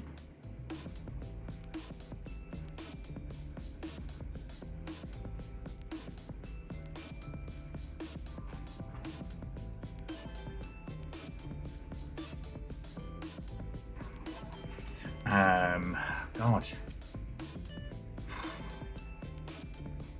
Like, I had such a voracious appetite as a youngling for anything and everything in and around games. God. Like, it's really hard to pick too many. Ugh. Baron, I'm sorry to hear that. What about yourself? One was this game called Forgotten Worlds by, I think, Capcom. Okay. 16-bit era. It was, very like, it was a shoot 'em up, but you were two dudes that floated around in a environment with a little orby thing that shot stuff, and it was basically the first video game that I actually beat without anyone else's help. Okay. And for whatever reason, it just turned into the one game that me and my friends loved playing, and that was very wound up being very important. Okay. I haven't played it since. I have no idea if it was just a shit game or like one of those things that you beat just by turning it on, but I loved it. Yeah. Another big one of mine was Total Annihilation. Like, I'd played strategy games before, but that was the point where I definitely became a fanatic. For me, that was Homeworld, OG Homeworld. Oh, yes. And it's like the whole premise of the game is set up sounds just like something from a Douglas Adams novel where your civilization gets vaporized because it didn't know it was part of a 10,000-year-old agreement to not develop faster than light travel. Yeah. It's like, sorry, spot a bother. You broke this rule, and regardless of whether or not you knew you agreed to it because it was that long ago, we got to vaporize your planet. Yeah, we're really sorry. Like, I have it down here. Like, it's nothing personal. It's just Yeah, you what did was sign this a few millennia ago. Sorry, your civilization forgot. this amazing planet unifying thing that caused all these scientific breakthroughs. Yeah, we're gonna need you to not do that. Yeah, if you could just stop doing that, that'd be great. Sorry, just imagine the guy from Office Space. That's what I was going for. Old Bill Lumber. And then a lot of the LucasArts classic adventure games. Sam and Max Oh, Road yes. was one of the funniest games to me. Just that was every bit of my sense of humor. Which also extended to Grim Fandango, which was amazing. And even Full Throttle. I really, really liked Full Throttle. Mine was Indiana Jones: The Fate of Atlantis. Was my first one of that squad. And definitely... Did I make his thumb too big? No? Okay, no, that's how it's supposed to be. Okay. Yeah, it's got a big old... It's got a big thumb! But I did a lot of point and clicks. Day of the Tentacle, because LucasArts, a lot of those LucasArts games got released on Mac as well. See, my stepdad growing up, he worked at a recording studio, so that was full of Macs. So like, I played a lot of Warcraft 2, a lot of Marathon? No, weirdly, Descent, not Marathon. Like, I played Marathon a little, but for some reason, just young me was all about Descent. Oh, Descent was when I discovered that I got motion sickness. Oh, I'm That so game sorry. made me turbo barf. Yeah, well, because you could play a lot of the classic FPS with the keyboard, but Descent worked really good with the rollerball, and all of those old Cubase setups all had rollerballs. Ah, yeah, that makes sense. I don't remember Outpost, but I might just be, my gin-addled brain. So to all of you watching along, hopefully you're all doing some crafting and some good times. What about y'all? Because it's like, I'm not asking you like what was your favorite game as a kid, but like just echoing John's questions, like what were the seminal ones? Because like, I don't know. I always hate anytime someone's asked you like, oh, what are your favorite games? Because it's like, either you don't care and that's why you're asking me, or you're judging me and that's why you're asking me,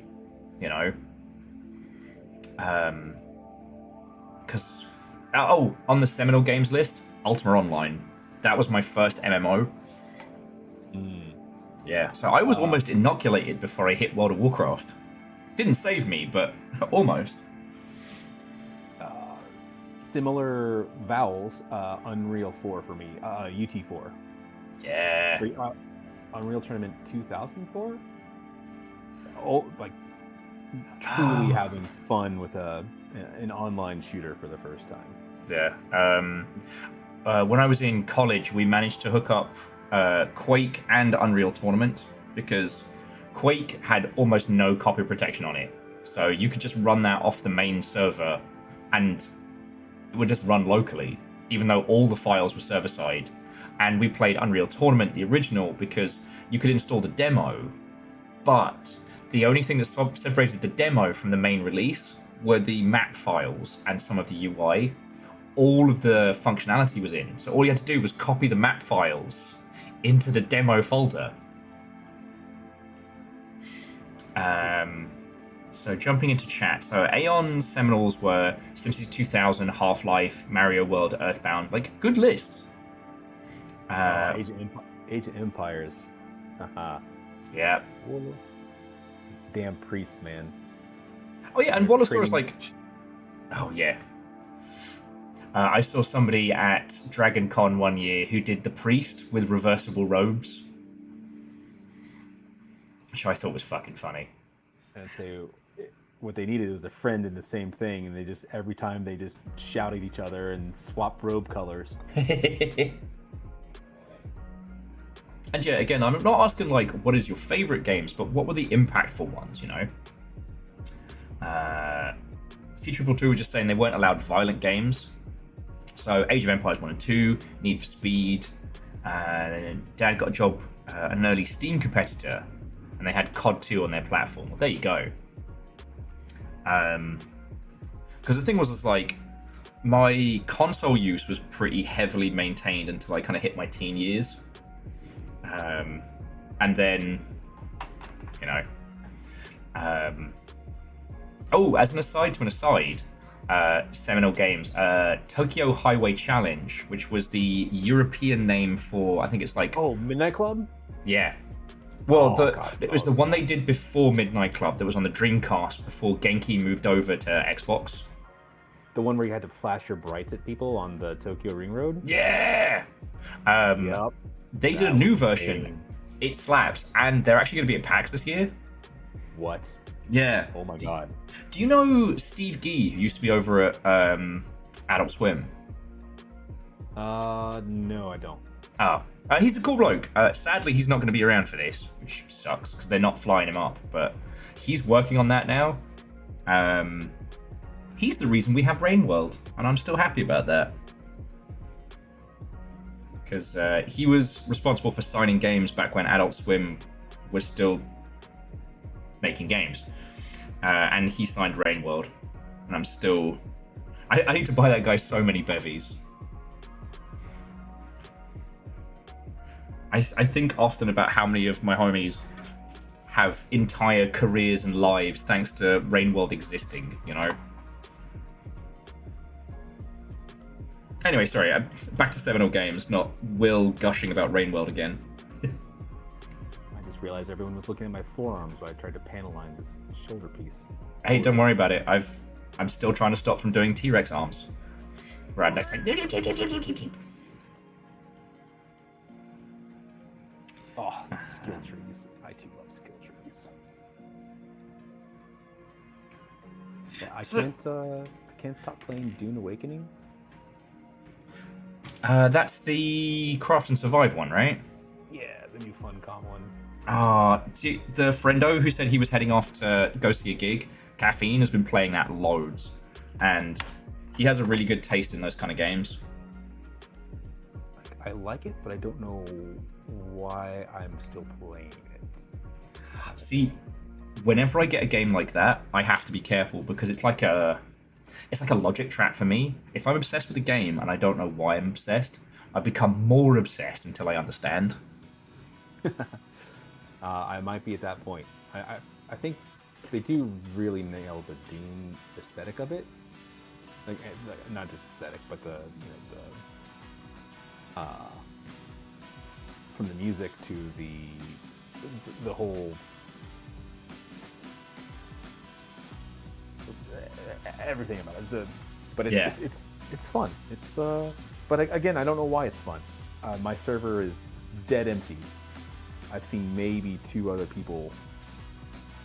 players. My sugary no stress gaming has been Arena Breakout Infinite, which is what if Escape from Tarkov was a free-to-play game, a free-to-play live service game. And the worst part is, one, it doesn't suck, and two, they actually believe that women exist. Hey, so freaking win. Yeah.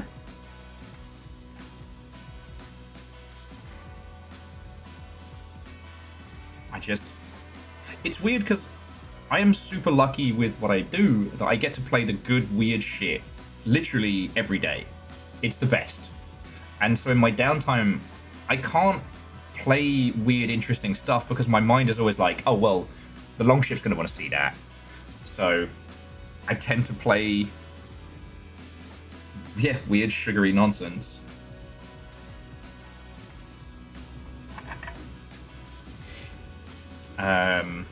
But what's been really interesting is I've been going back and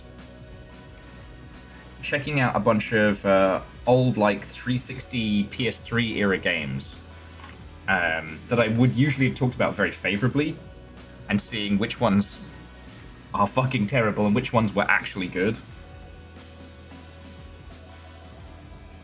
Interesting. What have been some surprises there?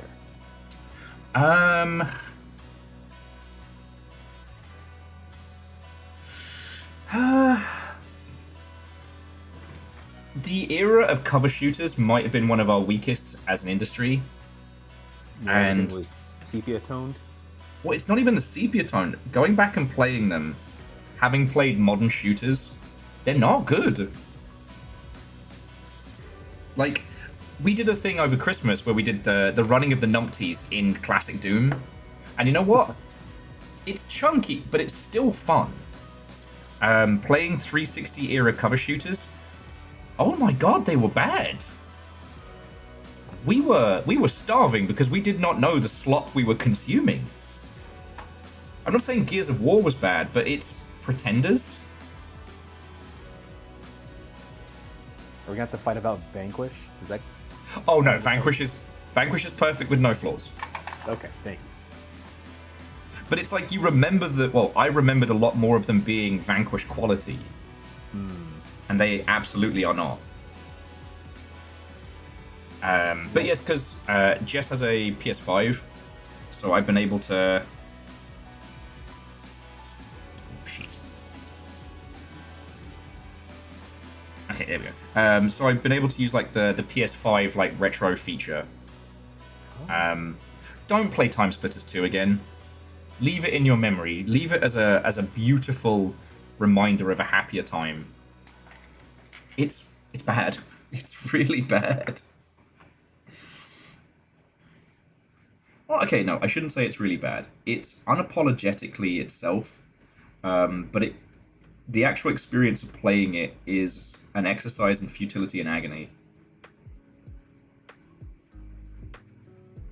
Your futagony. It's me, the futagonist.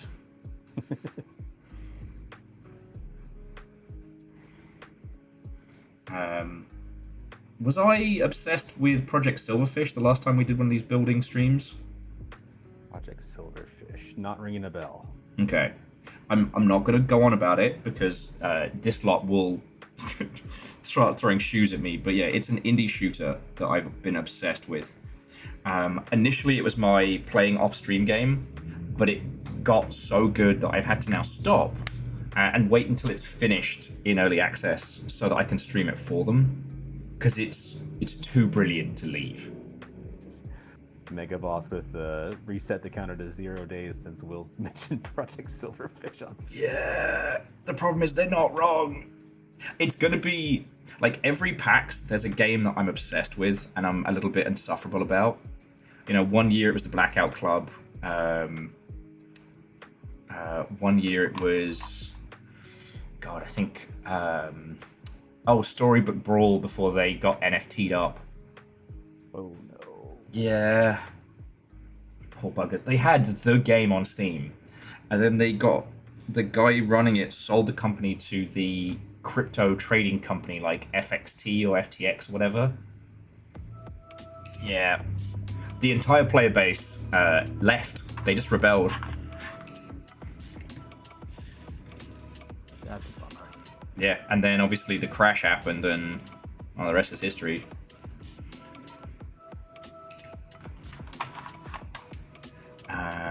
Man, I'm just the keeper of the old stories. That's like my curse. Have you been to see Will? He keeps the old tales. Stay a while and listen. The Herodron cube is placed firmly in my urethra. Sorry, what?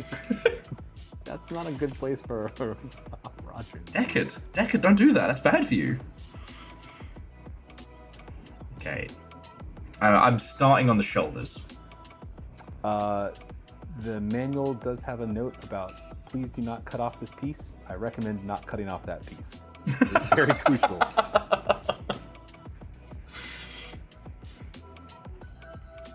The F-19 piece. Okay, yeah, I see it.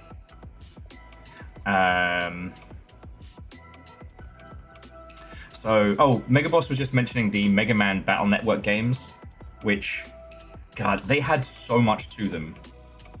I still remember the first time I jacked into my fucking fridge in that game and then had, like, explored and random battles. Wait, Oh, what? shit. Oh, yeah, so in that one, it was basically like you have Mega Man on, like, a little Tamagotchi type thing. And he can fight viruses, so you plug him into things to do battle. But you don't just plug him into computer systems. Anything that's electronic, your toaster, your microwave and shit. It's real cool. Mega Man was trying to teach us about cybersecurity before we even knew it. Yeah, God, I love that series. And Duck Fudge, thank you for the follow. We're having a little Natter and a Gundam build, and they wanted to add that their single most seminal game was the original Manhunt. You know, it was brutal, but you're right, the amount of detail that Rockstar put into it, and that whole video nasty aesthetic that it was emulating, like years before kind of like the Grindhouse resurgent style. Like, they went hard on it. Because, yeah, Manhunt predates Saw, it predates, like, Tarantino's Return to Grindhouse. It kind of makes me miss the Rockstar of yore. Like, the team that made Bully and Manhunt and shit like that.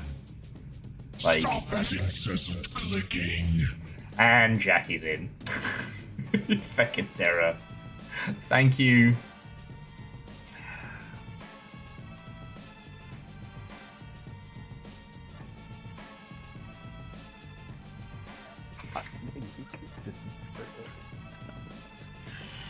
God, is it time to start drinking? Okay, F21. F21. There we go. But no, that's really cool to hear. And Dark Fudge, I wouldn't put it like that. You know, we are a better class of criminal here, but what I would say is Rockstar reached a level of financial success that they're never going back from there. Stop that incessant clicking. Jackie, here's me trying to explain to new people that we are a better class of criminal, and you gifted a sub to Bill Nye the Pregnant Spy. Why does that exist? In fairness, that is an amazing handle. God. It's haunting is what it is. Alright, where's E? E might be the silver. Is E the silver? Yeah. He's He's the silver. Right, silver. Yep. Thank you. And definitely get ink on that one because it gets very covered up very quickly. You reckon? Yes. I wasn't Dude. gonna ink it, but yeah, let's fucking go. Oh, here you go. Oh, I can't see it. Can't see it. So, but yeah, I would the little venti bits. Shit. Yeah, let's do. Got my ink right here. Yes, I mean, Mega Boss, it broke everyone. Ooh, that looks real cool. Yeah, I'll get some details on these now then. It broke everybody's brain when Grand Theft Auto 4, 5? Yeah, 5, made more money post-release than at launch. Like, their most fiscally profitable year with Grand Theft Auto 5 was years after release, thanks to shark cards and online stuff. Like the fact that Red Dead Redemption 2 online didn't make as many squillions was something that they perceived as a failure? Like, what the fuck? You know what, I'm just gonna do these silver pieces now, just all of them. We got shit to do anyway.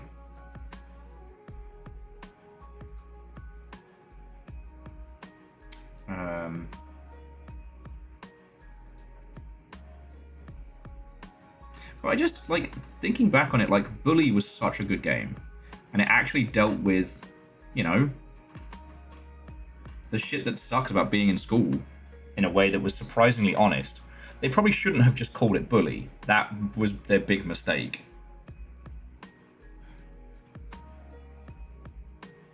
I'm not gonna say that they peaked at table tennis, but I'm not gonna say that.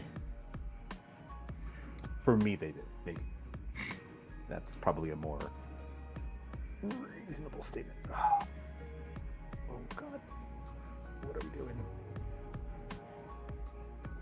Though it does make me laugh that. Oh wow, there's like tiny details in there. Let's go.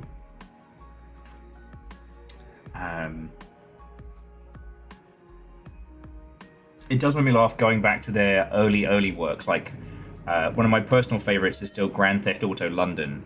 A nightmare fever dream from the age of Austin Powers.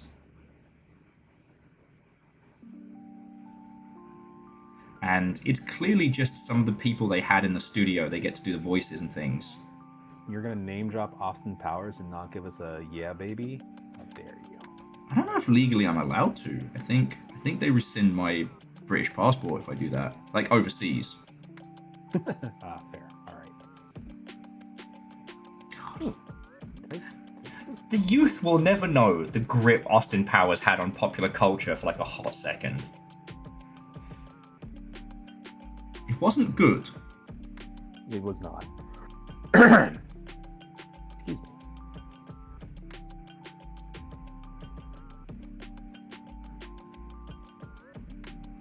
We survived. Did we? Changed, but we survived. Yeah. Arm attached. Woo! Arm, shoulder. I'm just, while these bits are drying, I'm just going to do some of the other silver pan lining stuff. So Grand Isles, yes, scarily, Roblox is making more money than sense right now. Like, one of the custom maps for Roblox got bought independently for like $55 million. Like, shit is wild over there. E-A-N-A-N-A-S. Oh, and Jamami, that version of GTA actually did have Soho in, unlike Watch Dogs Legion. Sorry if I've told you this before, mate, but we did a playthrough. We spent a day with Watch Dogs Legion, and it does that thing that games do sometimes where, like, the buildings, the local locations are really well modeled, but they're in the wrong place. Oh So, dear. like, Covent Garden is perfect. Like, I could literally navigate around it in-game having been there. But the entirety of Soho, which should be between Oxford Street and Covent Garden, is gone. And I had a bit of a, as the kids would say now, I had a bit of a crash out.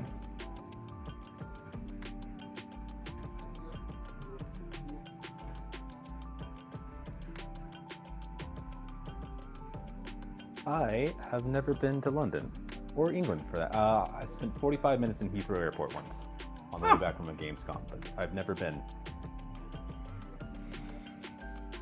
Heathrow's nice. Gatwick sucks. It's kind of like the New York thing, right? Like, I could tell you about the London that I have known, but I might as well be telling you about a completely different city. Yeah. You know? If you ever went, they'd be able to point you to a couple of, like, slightly more hidden cool spots, but...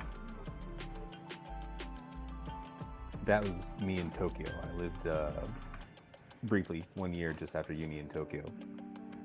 Oh yeah, I remember you saying last stream, which is fucking cool.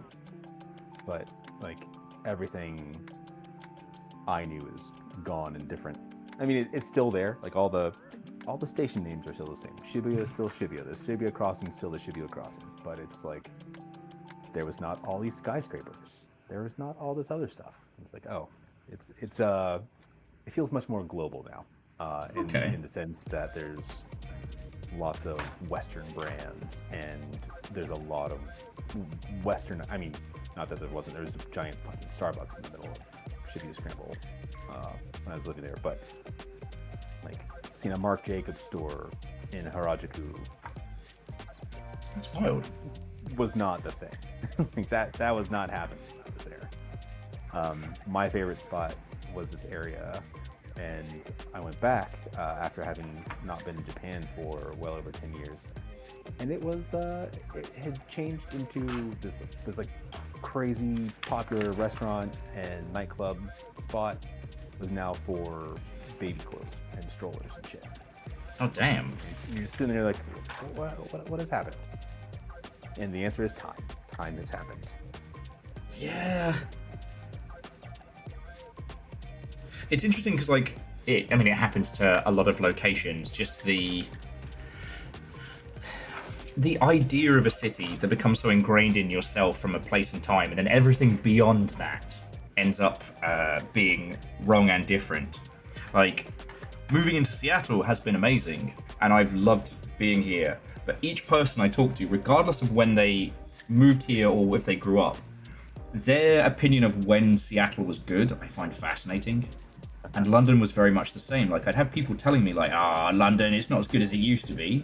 I'm like, well, it's pretty fucking good.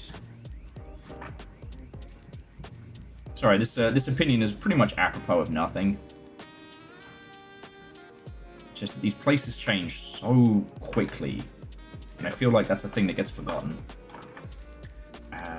There's places I miss in London. I miss the Trocadero, which used to be Sega World. That was fucking cool for a hot second. Eon Digital, my Japanese is very frustrating. Frustrating in the sense that I used to know a lot more than I do now. And I have the knowledge that I used to know a lot more, and I also know that I just don't know the word. So someone will say something to me and they'll say a word, it's like, I've heard this word before, I remember hearing this word before, I just don't remember what it means. So please, literally explain it to me like I'm a 5-year-old. And like, oh yeah, I get you now. The other frustrating part is living there, my intonation, like the way I speak got pretty good. Like I could, my proudest moment was passing for Japanese on the phone once. But so when I'm back and I'll sit like waiting in line to check out or something, or waiting to order something, I'm like practicing in my head over and over, like, what do I say? Okay, yeah. We're good. All right. And then I let it loose, and the person's like, "Oh, all right, sweet." And then they'll respond back to me. I'm like, "Oh, sumimasen, moichido onegaishimasu." And they look at me like, "But you just said that so well. Why do I repeat myself to you?" Yep. So I've now figured out how to say, "I'm sorry, I've forgotten a lot of Japanese. Please bear with me." And they're like, "Okay, yeah, all right, you're good."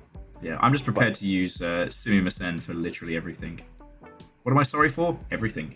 All of it. Existing Or British. Yeah. And jumping back, so Duck Fudge, myself and John have both been in the video games industry for a long, long time. So if you want to know like some real in-depth nonsense that nobody else wants, what I would say, jumping back to your original thing, is just Grand Theft Auto 5's online pretty much set the pace that everyone else has been trying to copy. GTA 5 has made more money than Sin. And it's probably one of the reasons why the games of service blue ocean was chased so aggressively. Even though it didn't turn out to be a blue ocean, it turned out to be a couple of good ideas, maybe.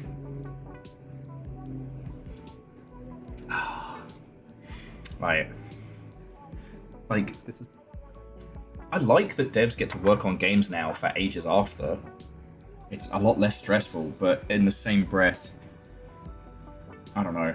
We've seen so many projects keel over that it gets a little heartbreaking, you know? That Bungie's going to be absorbed back into Sony absorbed into Sony, sorry, not back into, is very sad. And I hope everybody over there is doing okay, you know? They deserved a better fate than that. But then again, why did they sign a contract with that kind of, like, with that kind of like financial clause. Oh, sorry. Let me move on to happier topics. Like, everybody here has to listen to me talk about, like, you know, industry goss all the time. That's not a Saturday topic. Maybe. No. It's yeah, we're just chilling out. Yeah. Doing hobbies. Doing hobbies.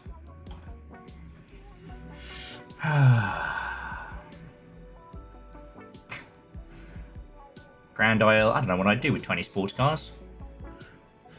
Have them battle for supremacy. I'd say I've played Burnout. I know exactly what I would do with 20 sports cars. You know, after Need for Speed did good, like, I still remember the thing in the industry used to be like, if you see the higher ups driving sports cars into work, it's time to freak out.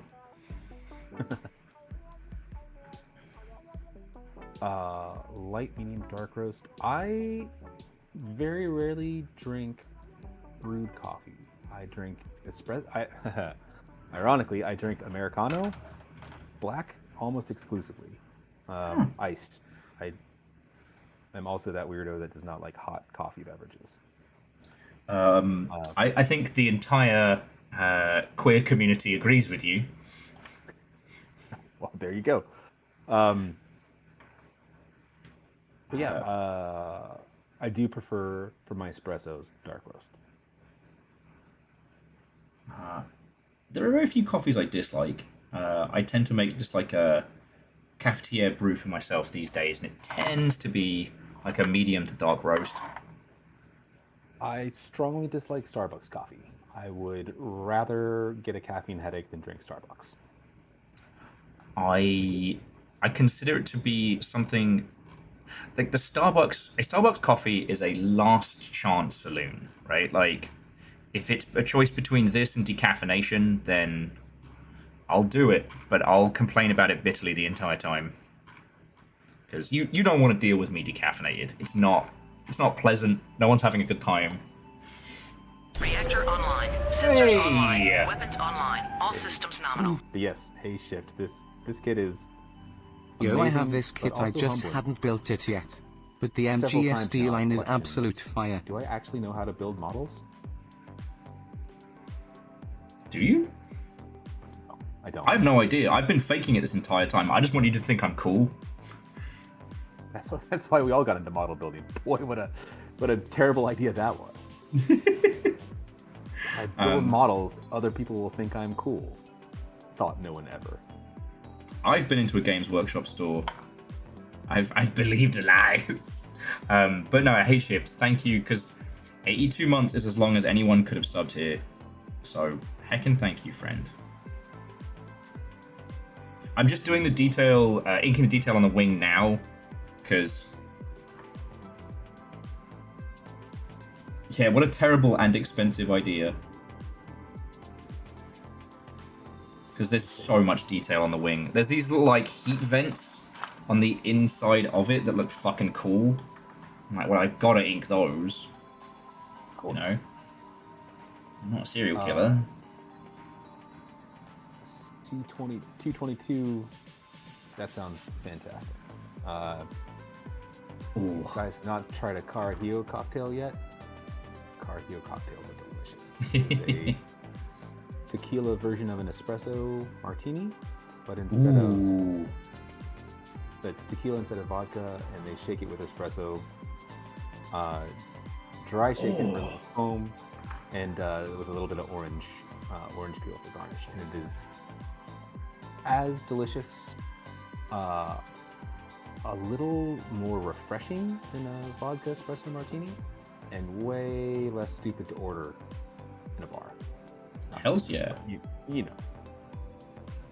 know. One that my friend used to love getting was basically either a Bailey's or Kahlua base with a dark coffee Patron tequila, and then just those gently poured over ice. Oh.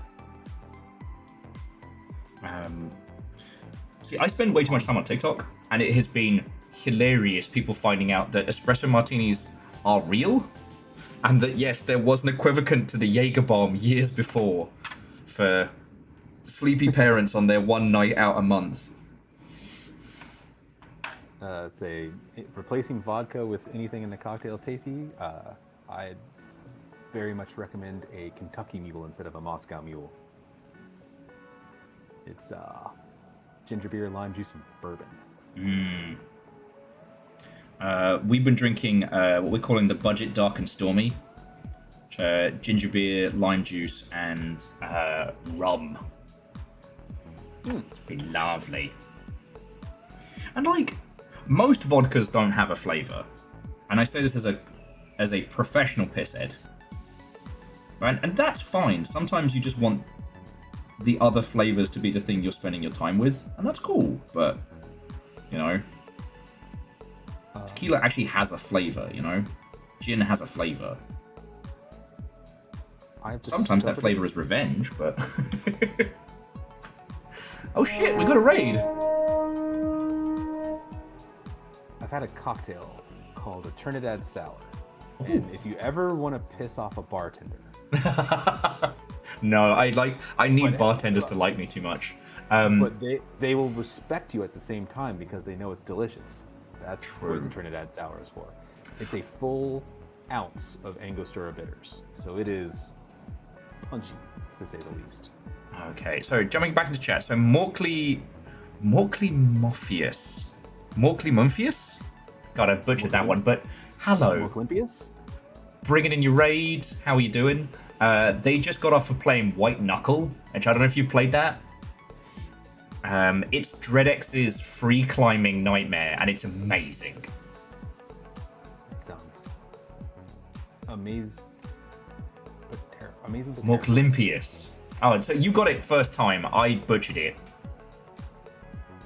And also to the Tiny Irish Viking. Well, hello and welcome. So, friends, come on in. The lovely individual you see picture in picture is my good friend John. He works over at Bandai Namco, and we're just building some Gundams together and talking about everything and nothing. We were just talking about cocktails, actually. I do enjoy the good cocktail. Oh yeah, like don't get me wrong, like I'm all for just a well drink in a dive bar, but I am also a sucker for like cocktails as theatre. Not too far from us, dude. If you ever have the time, there's a little place called Ruby, not too far from us, and it's kind of like a vampire cocktail bar. Amazing. But it's all their own menu. Ooh. Yeah. And I love a place like that, like genuinely unique cocktails, because usually you go to a place and the menu it's the same criminals, right? You know, you've got your Moscow Mules, you've got your Long Isles, etc. And again, and always an old fashioned, and that's fine. Like, I ain't here to tell people what to like, but these days, if I'm going out, it means I'm spending cash. I'm spending cash. I want a story. I want an event, you know? Kind of like how I don't go to the cinema these days unless I'm going to go see something big.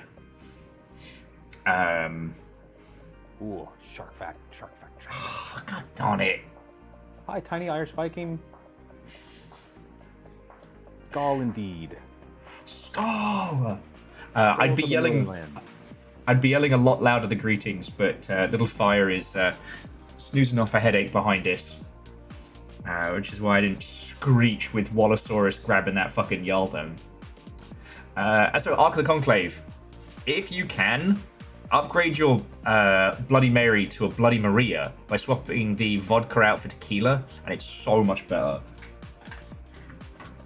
But now I do owe these some shark facts because someone's being freaking bad words. There's a bar in my hometown that would do monthly themed drinks and change their drink menu every month. And when I turned 21 and went there, their menu was themed after the Clash songs. Oh, nice. and they had a Bloody Mary cocktail called the Hotter Than Hell, and it was just it still tastes to this day, many moons later. But it was one of the spiciest cocktails I've ever had. But it was also hearty, delicious, and somehow light. Oh, nice. Garnished with one of those blue cheese stuffed olives. It was still amongst the many other garni that were on the damn thing. Damn. Oh, it was. Okay, we'll get back to this because I've got some great ones I want to talk about, but these buggers are making me read out shark facts. Yes. Which means you get them as well. In 2017, the US Postal Service sold exclusive Sharks Forever stamps featuring the great white, hammerhead, mako, thresher, and whale shark. Venice, Florida is considered the shark tooth capital of the world because of the millions of shark teeth that wash up on beaches. Every April, Venice hosts a shark tooth festival highlighting fossil collectors who display and sell shark's teeth. And a blue shark was featured on the 2008 $1 coin used in the Pacific island of Palu. Boof. And yes, my bookmark is a Tepig. But yeah, I like interesting cocktails, you know? I was very lucky that back in the Horsham days, the local bartenders all got together and opened their own joint, which was like a little bit steampunk themed called the Dead Parrot, after the Monty Python skit. Amazing. And their stuff was so good. Like they had the traditionals, but like there was one called the Serial Killer that was served in a cereal bowl, and then you had a spoon with a skull cut in it to eat the cereal, so you could then drink the after. If you wanted an old fashioned, they made a thing called the Ryan Gosling, which was technically like an old fashioned over ice, but it was a rye and Gosling mix, and it came with a tiny Ryan Gosling picture you could color in. They had one which came with a it came with a helium balloon that had a spritz of the Green Fairy. Oh my god, what was it called? Oh, you pour it over ice with sugar. Absinthe. Thank you, C222. Don't drink, kids. It kills your memory. Now, let me tell you what these drinks you should try. Conversely, drink absinthe. It does wonders for your memory. That's the thing they say about absinthe. Oh, the Green Fairy makes you remember things very well. You remember some things about things very well. Sorry. Absinthe is actually excellent. There's a... I'll see if I can find the recipe, but I found it on a gear review website that would occasionally post cocktail recipes. It was the new... I think they just called it the new whiskey cocktail, and it was essentially a Sazerac, but they've actually put absinthe in the thing instead of using it just to wash the glass. Oh, let's fucking go. It was delicious. I've been lucky enough to do like the proper absinthe over like ice water style a few times. Weirdly, in New Zealand, there was a bar near where I lived called A Dog with Two Tails, and they just had the ice fountain. You just order absinthe at the bar, and they just give it to you with the sugar and the cup and everything. You just go pour it yourself. It's really good. Where in New Zealand did you live? Dunedin. I love Dunedin. You've been to Dunners? I have. I've driven across a good swath of New Zealand. Fuck yeah.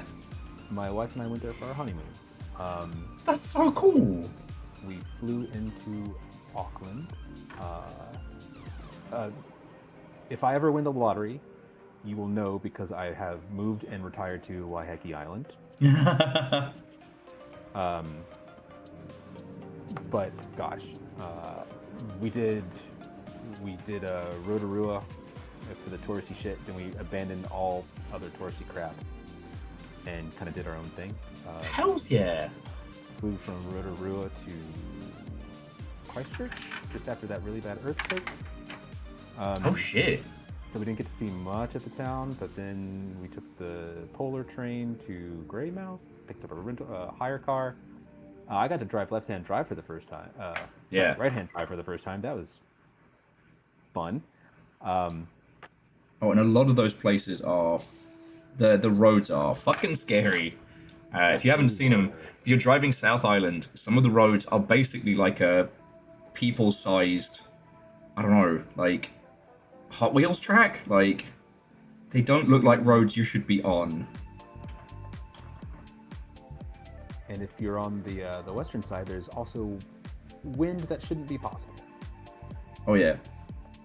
But yeah, then we drove literally the length of Southern Island down from Greymouth down to Queen.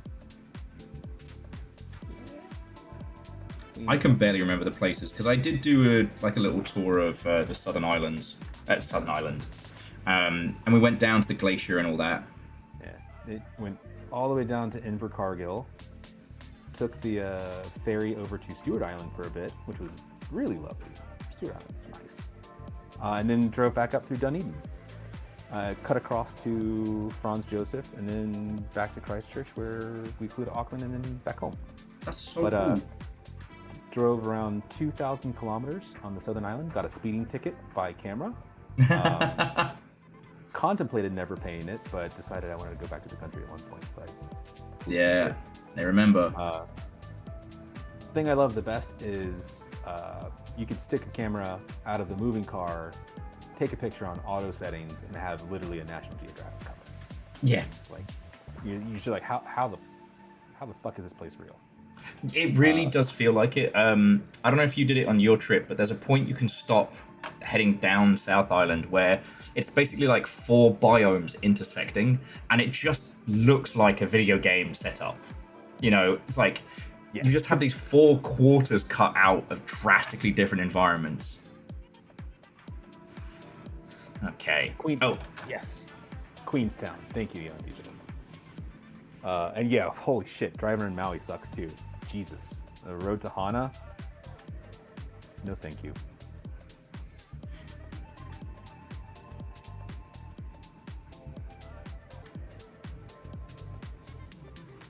Yeah.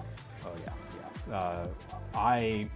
Last time I was in Maui, I mistakenly went on one part of the island that you're not supposed to go when you have a rental car. They actually are supposed to police it by GPS, but there's just some things that you don't know how to navigate unless you're a local, and it is oof. Butt puckering. It was terrifying. Absolutely. Terrifying. It's wild whenever, because the thing is, like, Dunedin is pretty off the beaten track. Like, people don't tend to go there unless they're going through to take the ferry, because it's a uni town, right? That's where Rocketworks used to be set up, till Dean moved them all to Auckland, and I have feelings on that, but that's another story. But yeah, I was in Dunners for 2 years. It was a uni town. It was simultaneously the best and worst of times. But I came away with a lot of stories, let me tell you. It was the blurst of times. It was the blurst of times. Stupid monkey. Precisely. They have that crazy steampunk museum. They do. It's so weird. I mean, it's clearly just like a little tourist trap, but it's hard to hate it. And we went super off-season, so we were literally the only people in there.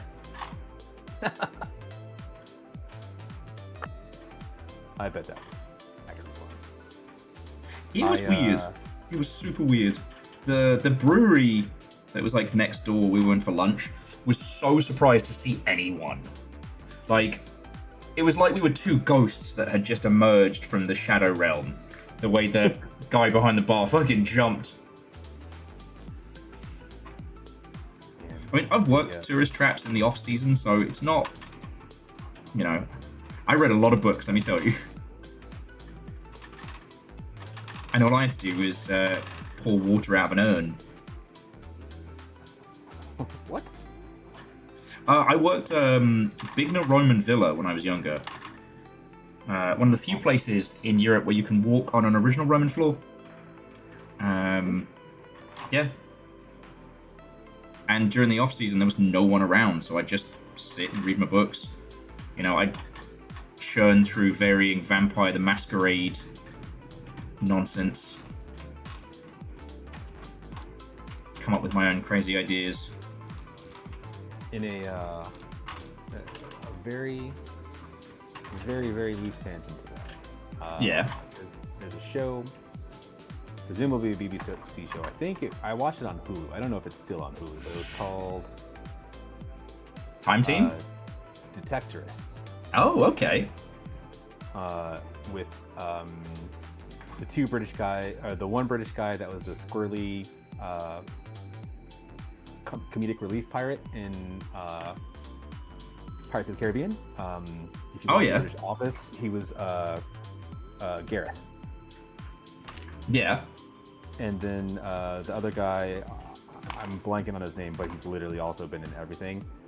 And it's these two guys that are just like, they go around the English countryside with metal detectors and they talk.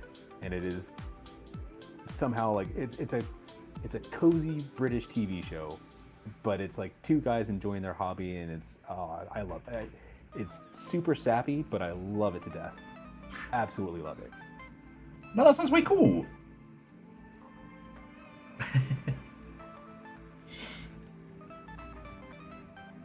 But yeah, sorry. The in their metal detecting hobby, they do find the occasional thing, and that's what. Or I think actually the start of the third series where the guy that plays Gareth, whose name I'm completely blanking. Yeah. Gets without a college degree, manages to get a job at an actual architectural or a historical society like that because of his knowledge, like the very poignant interaction he had with one of the school's way cool. And then he's like, that was the end of the second series. Spoilers. And at the start of the third series, he's with a crew, and they've uncovered this Roman ruins while they're trying to put in a sewer line or something. And he's like, stop. And they're like, yeah, no, we didn't see that. And they're just trying to destroy it in front of him. And he's like, what the fuck are you doing? And they're like, it's gonna be a hassle if we have to go through with this. And it's again another nice, something we don't get in America very often. But I guess so. Interesting. Okay, I think I'm putting this together right. It's got a little spike spire going on. How you feeling? Better? Yes. Get fucked, migraine. Yeah, get fucked, migraine. I deserve a dinosaur sticker. While you were snoozing, Wallosaurus dropped $200 on us. What? Yeah. The UK times they might be out cold, but I managed to stifle a screech that would have woken every dog, bat, and undead creature for several miles. The Yaldum is almost untouched. Yeah, I mean, it's gonna be untouched. It's good. Yeah. I felt a little bit bad because one of the sober crew was in and was being like, oh, see you later. And I was like, oh, we can't actually afford it. Wallosaurus. Thunk. Oh, it's very warm in here, isn't it? It is. Glad we didn't do the slow cook. Sorry, John. I was going to do like the slow cook tacos thing I was telling you about. And I am so glad I did not. Because we would be dying in here right now. That's what the curtain blows. Yeah. No. Oh. Actually, I'm going to finish this piece on the right shoulder, and then I'm going to get some cold water and just take a quick little pee break. We've been talking about cocktails and all sorts. It's been a nice, relaxing Saturday. It really is. Like, I have needed this. So very therapeutic being able to hang out on stream with you. And build Yeah. models. Build models. Well, Hopefully, and China's like- having their own little hobby thing out that we're. Yeah, I hope everybody's kind of like working on the little cool projects and stuff.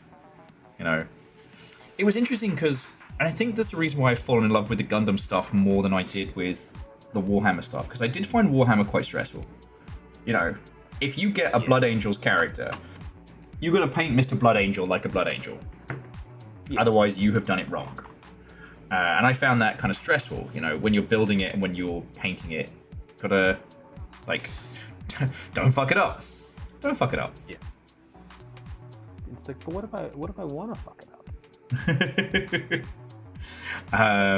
Yeah, what if I want to get weird with it?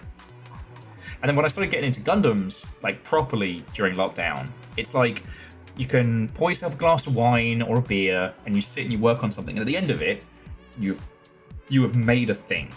And then how much you want to get arty with it or how much you want it to just be a cool model, that's up to you. I love that, you know? That feeling afterwards of being like, you know what? I did this. I'm good with this. Okay. But I am going to nip to Lou and get something cool to drink. So, putting you in charge of chat again? Oh, I am. Weird. This is on you, my friend. Sorry, I'll see you in a few weeks. But I will be back in just a sec. I'm just going to mute the mic. Yeah. Yes, Evil Geek, exactly. Kit bash all the hell you want to. Who cares if it's not official designated chapter nonsense? Like, I thought this would be cool. Therefore, deal with it. That is, to me, the best way to enjoy Warcraft, my god. Warhammer, or any hobby. Warcraft too.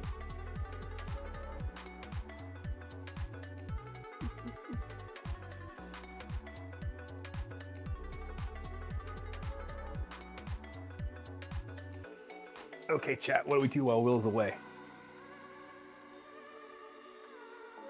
Someone cause havoc somehow.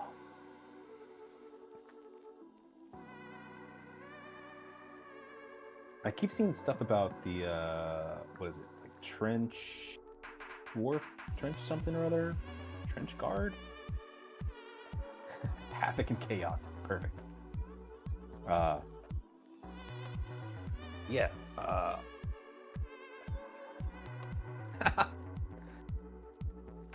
simple chaos beating us to the punch. It is also here. I'm gonna turn on this.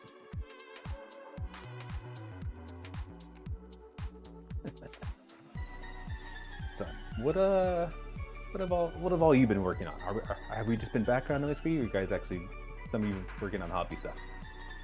Played Peak? No, I have not played Peak. I've heard of Peak, but I have not played Peak. I am bad about playing games.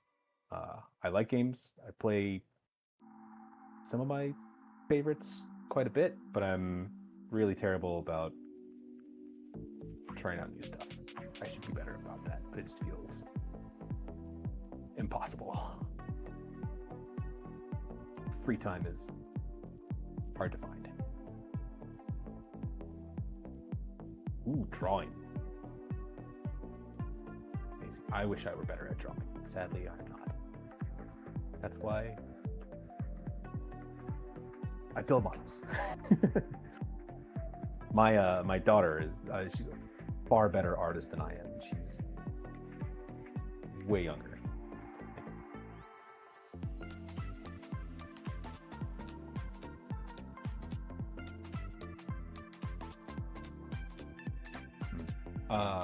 Yeah, I've been trying to make an earnest effort to go through and beat some of the games that I've started this year. It has not been going well. I still have yet to finish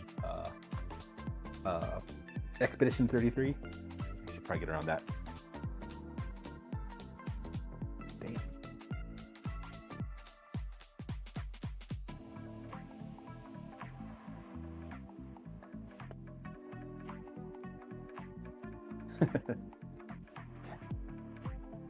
Yes, the jeu RPG, Final Fantasy 33. Yes,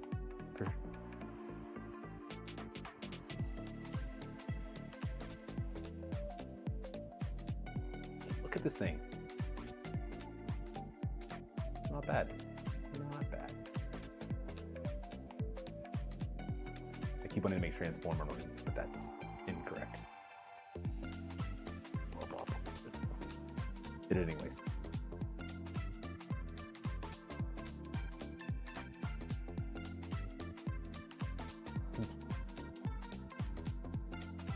Do we start the legs, or do we focus on cleaning up the panel lighting so Will can catch up?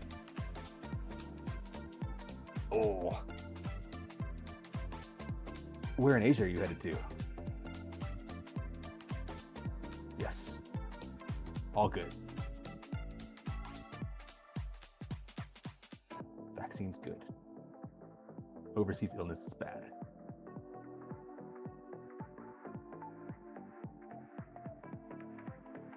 Fun. Good luck in China. Crash out as necessary. Thanks for joining us on another fun Hobby Saturday stream. Good seeing you as well. Oh, good seeing you as well. Jeez, God. But yes, no. Thanks for being here. Glad to be hanging out on stream, building stuff. It's fun. Relaxing.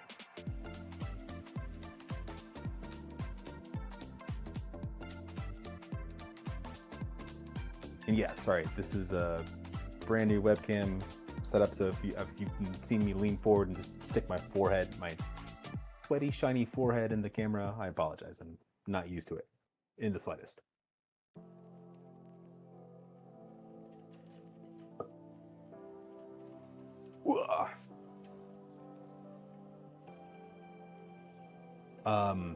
I am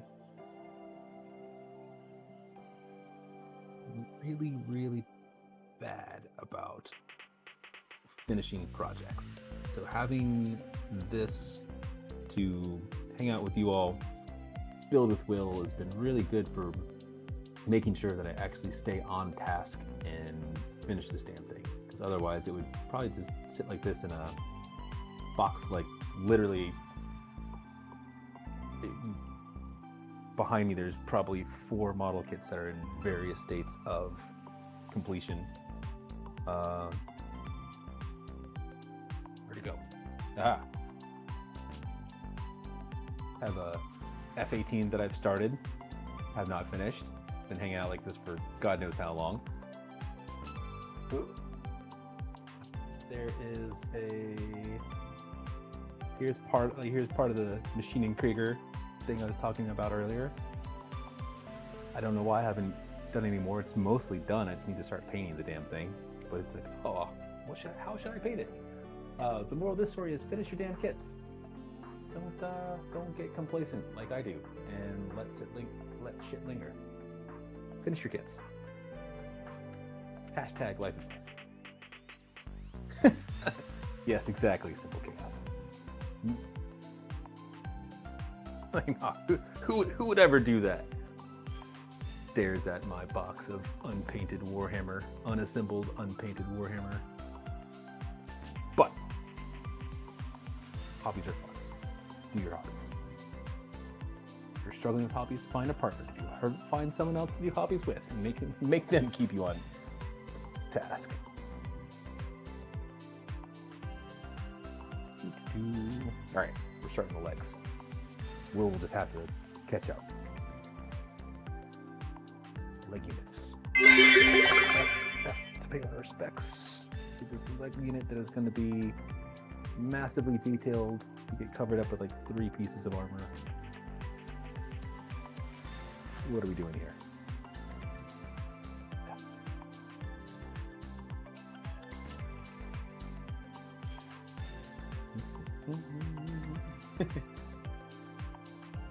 Oh, what are we not telling? Oh, shit, what are we not telling Will?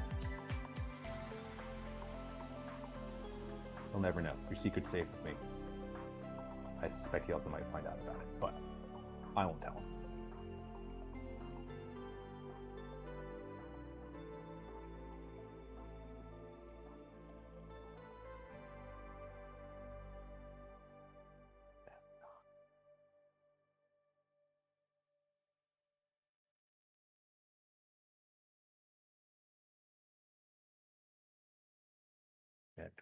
And also, again, apologies, I'm not a naturally chatty person.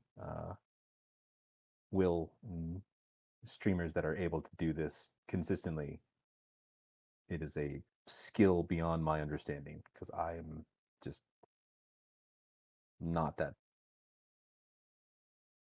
How in the, sorry, how in the hell does this go together?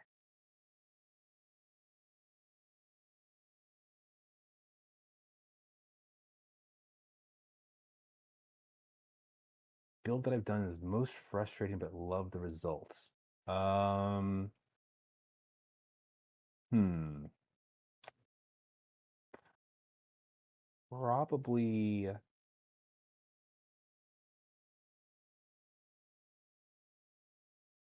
Uh, Probably my RG tall geese one, first tall geese. That thing, I appreciated every damn bit of armor. And it's white, and white is one of those colors that hides no. You can't hide any mistakes. So appreciated everything. Painted it. Painted the tiny ass little RG sized Zex pilot.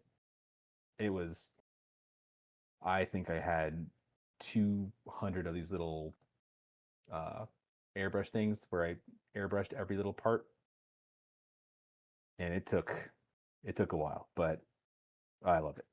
It is Tall Geese is one of my favorite Gundam mechs of all time, and the RG Tall Geese is actually a very very nice kit. And also every bit of Warhammer that I've ever built. I get racked with indecision on painting, and I'm like, why am I doing this? I don't know how to paint. But then, usually, more or less, when I finish up, they look better than I was expecting. Uh, what about you all? What have been some very frustrating but rewarding kits that you've built? Not that my backlog needs more, but I will endeavor to do so for the sake of science.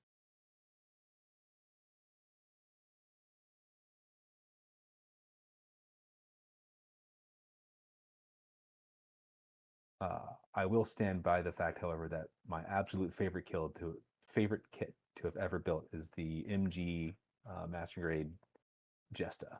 That is a fantastically fun kit to build. 10. F. Paying our respect.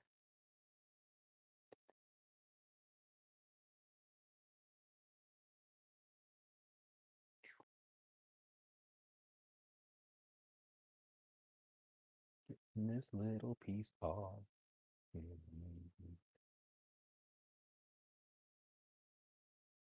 feel like I'm cheating a little bit because I'm not dealing with any of these nubs that need to be sanded, but they're going to get covered by armor. I don't need to sand them.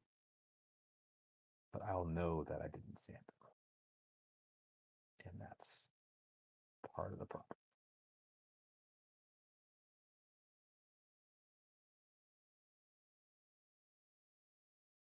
Ooh, yeah. Any of the those early RG kits I've heard have been like RG Grandpa, RG Zaku. I think those were some of the first RG kits, and I've heard those are frustrating.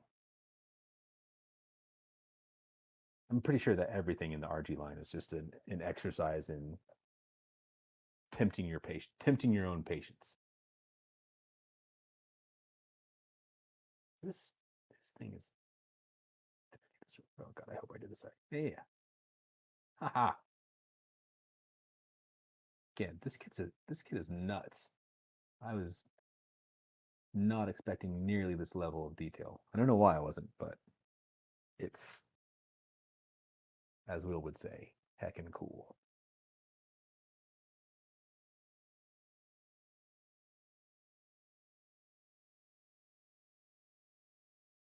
What the hell?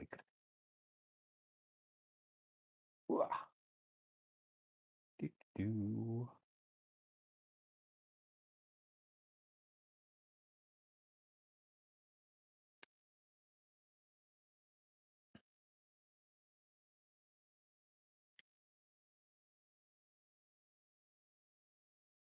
It's really funny.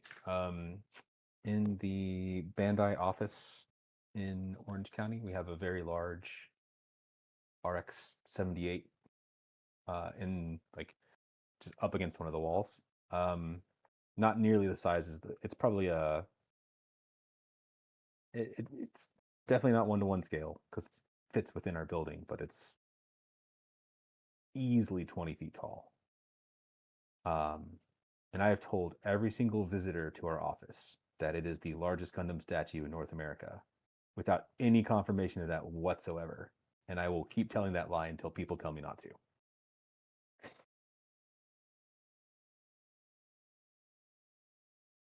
Maybe, is there a larger Gundam statue in North America? Who knows? Certainly not me. That I can tell you.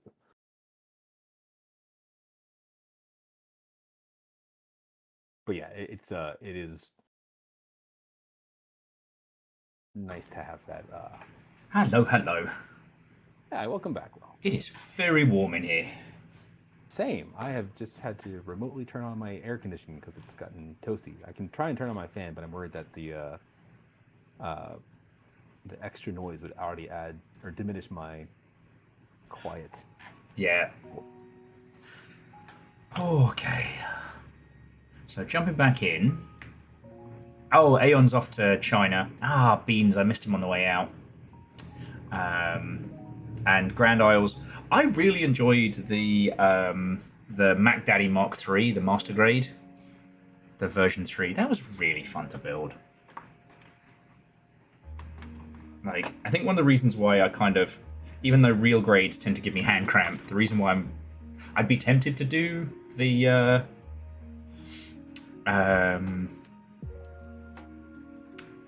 whatchamacallit? Yeah, the real grade. Is it the version 2 now or version 3? It's just because it looks so cool. I think version 2, but we're talking. Oh shit! That talking frustrating to build, but rewarding to finish kits. Ah, okay.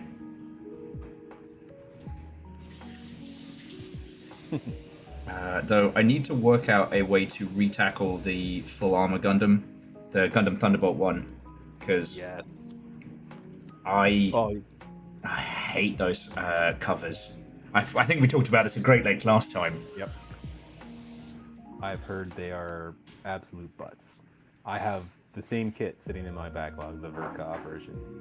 I love everything about Thunderbolt, everything about that kit, but I've heard so many horror stories of trying to get those pieces to fit. I don't know if I should. We're gonna leave this one in the box for a minute. Yeah, I even managed to get the third-party stand. So if you want to have just the Gundam and then all of the armor pieces displayed, I managed to get that. Yeah. So. Nice. I've just finished building the first 2 little leg pieces, and they are also crazy. I had a feeling, you know. I'm still on right shoulder. I get being a talker. Once you get the first one done, the second one comes together really quickly. It's a nice little process. Okay.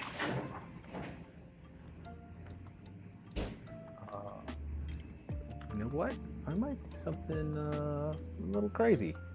Something a little crazy. Give it a shot.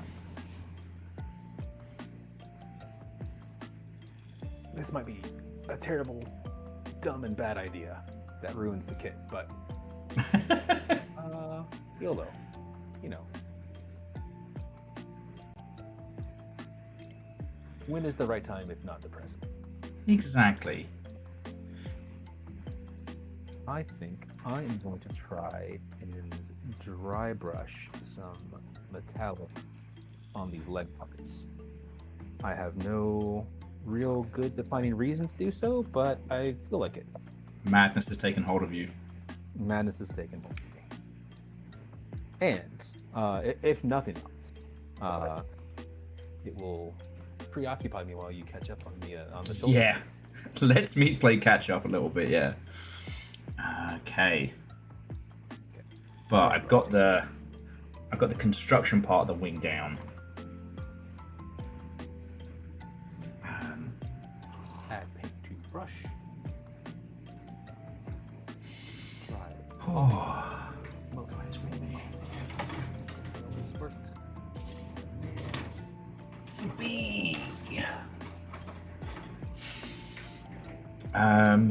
Oh, the Cubely or Quibbly or however you're supposed to say it, for kits that were a pain in the ass to put together, but I absolutely love them now they're done.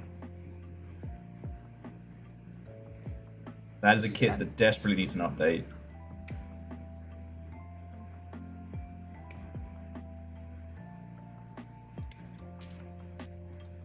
I have a feeling that the real grade Nightingale is going to test my patience, dexterity, and concept of time.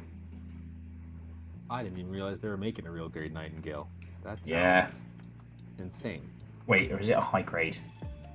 This is the thing. I tend to just go, is it 1/100 or is it 144? That's when my brain kind of like breaks down the concept of complexity there. Okay. I don't think kits get updates very often. No, it is pretty rare. I have gotten to see the injection molding kits, and those are serious business. They're like each a half ton Damn. chunk of iron, and they it is super cool. The industrial process behind the injection kit making. But I can also see why it does not lend itself to tweaks very often. Yeah. Well, it's one of the things I find fascinating about this, because we had a long old talk about this the other day with the Transformers discussion, right? I.e. that a lot of the Transformers media stuff is kind of based around business decisions rather than creative decisions, right? So, for example, Transformers the movie is not a movie that exists because, like, you know, someone made a pitch and it was going to be like the great seminal works and change a generation. It was made to sell toys. Of course. You know, a lot of the creative decisions throughout that movie were made to sell more toys. But Transformers the movie ends up being a really good, feckin' impressive cinematic work. God, that's one I'd see a re-release in the cinema for sure. Gundam's fascinating because it's also danced that line. Like, from the original design onwards, parts of it have been tweaked and changed to like what makes sense business-wise. Like, I know you know this, but just for the lovely viewing audience, the yellow and blue accents on the OG Gundam and stuff were designed to make it more appealable. Oh, that's cool. A little bit of silver there. Yeah. It's nice. Showing up enough. Um, And now I'm gonna regret not doing this on all the other pieces. yeah. Was it you and I? Yeah, you and I talked about this last time. Of you're one of those folks that loves doing the hidden details. Oh my god, love them. Absolute favorite thing. I can fuck around with this, and if it sucks or looks bad, I can cover it up and no one will ever know. If it looks good, I can take a picture of it and make sure people know. Yeah, it's pretty nice. Unfortunately, I heard this company is not exactly the best company, this paint manufacturer, but I do love their paints. Okay. AK Interactive. I've heard they've done some not super great marketing, but this one, Oily Steel, especially if you're a Warhammer painter, Oily Steel and They have a bronze color that I can maybe find in a second. It's like cruise control. Yeah, here we go. Burnt tin. This shit is literally cruise control to making easy Warhammer stuff. Okay. Like, haha, look, an unpainted piece of Warhammer. Who could have foreseen? God. Oh, excuse you. Someone with bassy car is trundling past us. I can't even hear it. But yeah, so whilst you're showing that off, it's just there's loads of designs in Gundam that were designed to make toys. You know, as Evil Geek was saying, Xeon got a shitload of extra mobile suits because they needed to ship more toys. Or at least as the story goes, you know. The thing I always wanted to finish off the thought was that the original Gundam was supposed to be more stark white, but they were worried it wouldn't resonate with kids who were used to the kind of the giant robot superhero mode of like Shogun warriors and shit like that. Oh my god. Sorry. Have you seen the news that they are doing a brand new Samurai Troopers? No. Yeah, there's a trailer. It just dropped, I think, on Thursday or Friday of last week. Or last week, my god, 2 or 3 days ago. January 2026, brand new, newly animated Ronin Warriors, aka Samurai, what is it? Samurai Shonen, something like that. But yeah. Fuck yeah. No, I missed that entirely. I can see if I can find it for chat. I was going to make a joke about a new Samurai Pizza Cat, but they already said they were making a game of that one, so my joke's already been done. Yeah, burnt 10. Easy as hell. Look at that. Just Yeah, jobs are good. But no, I just... try brushing Bob's your uncle. No, it looks really, really good. I just, to finish my thought, it's just, I always get fascinated where business decisions and creative decisions intersect and make something interesting. So, like, the fact that Barbatus, for example, has so many different forms, that's not by coincidence.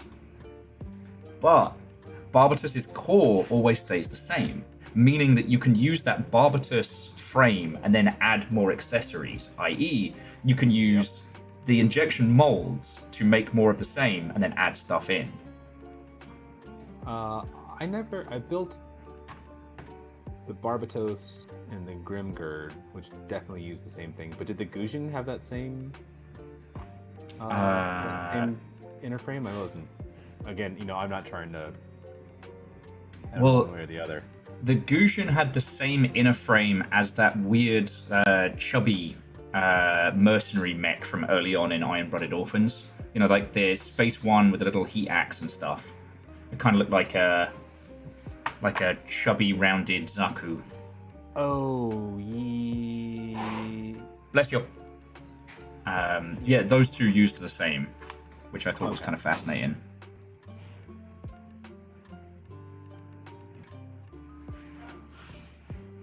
Okay, just clipping the yellow bit on top of here, and then this big beastie on here. I feel like it came up on Instagram for me a couple days ago, but someone was posting a picture of some of the original Gundam designs, and they looked way different in not complimentary way. Before the original 79 animation came out. Yeah. They were like that chunky, almost looked like a stormtrooper robot with like white and black panel, or like white and black patches everywhere. Yeah. So I'm glad they made that choice to pivot the design. Yeah, they definitely wanted the OG Gundam to be their hero, which I really appreciate. Yeah. Oh. But, say back to Transformers. Did you watch the documentary "The Toys That Made Us" or the docu-series "The Toys That Made Us"? I did, but I was drinking a lot at the time. It was another lockdown special, that one. So No, honestly, the Transformer one is far and away the most interesting. But they touch on a lot of that, both the the original, how it sort of came about in Japan, then how it evolved in America thanks to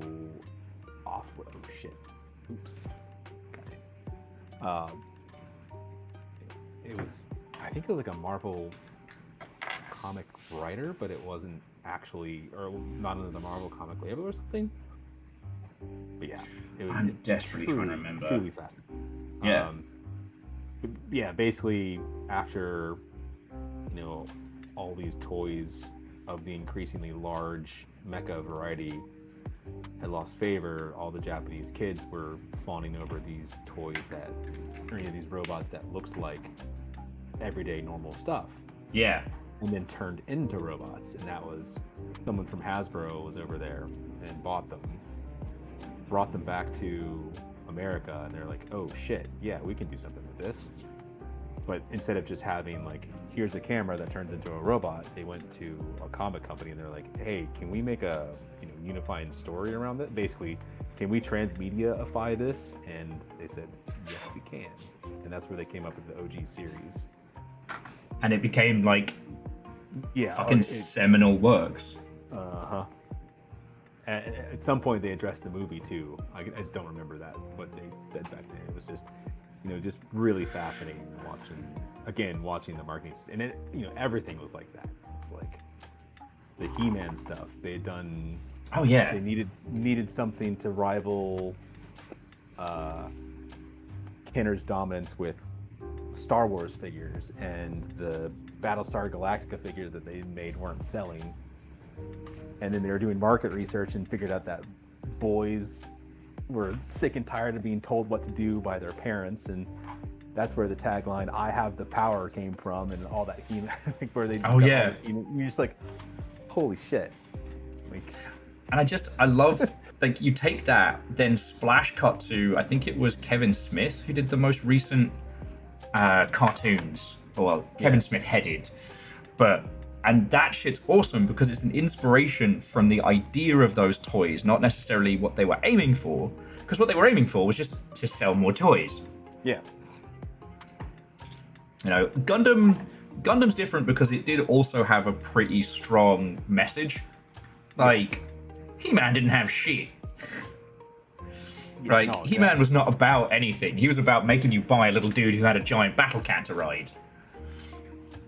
And his quirky, ghosty friend. And there's some of the things from that era. I miss the unbridled ridiculousness of it. I loved Jice and the Wheel Warriors as a youngling. Oh, hang on a sec, I'm gonna sneeze. Bless you. Hopefully I got my microphone off in time. If not, You did I indeed. apologize. So thank you kindly. But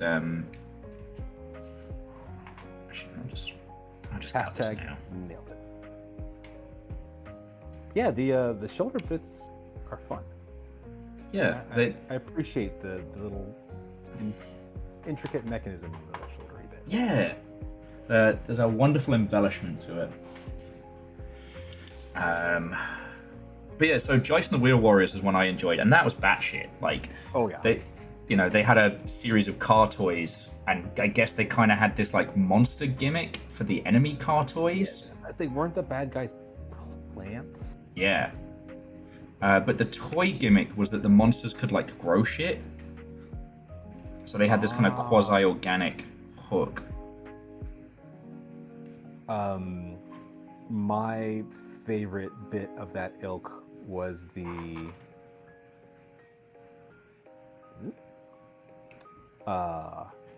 it's going to take me a second to remember what they were actually called, but the toys had little strings, and you could stick the strings on the walls and the toys would shoot between them, and they were again some supposed to be futuristic kind of thing, but Oh, it was and they were quasi power armor, if I remember rightly. Yeah, it's some are power armor, some are vehicle. Trying to, like, I know exactly what you mean. I'm just trying to remember. One of these lovely Mother Hubbards will remember before we do, because it wasn't Mask. No. I did see at Comic-Con. I did a double take because they had the Mask logo up on one of the booths there, and I about messed myself. But it was not. It was not a relaunch of the brand or anything. It was just we have the historic versions of the toys for sale for extreme markup. Yeah, you got to play that that old classic of is it new branded merch or is it actually a reboot?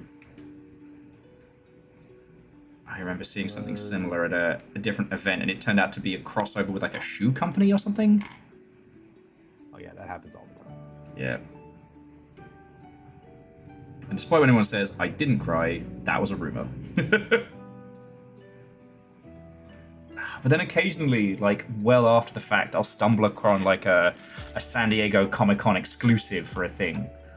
Like one year they did the Power Rangers Zords, but they were all like black and gold. What? Yeah, and they look fucking cool. But it wasn't like, you know, action figures of the Zords. It was the OG print. Just, you know, weird. Yeah. Okay. We found the molds and we made an extra couple hundred in a different colorway. Paid Yeah. 10 times what they cost originally. My brain was immediately, Premium Bandai says, what?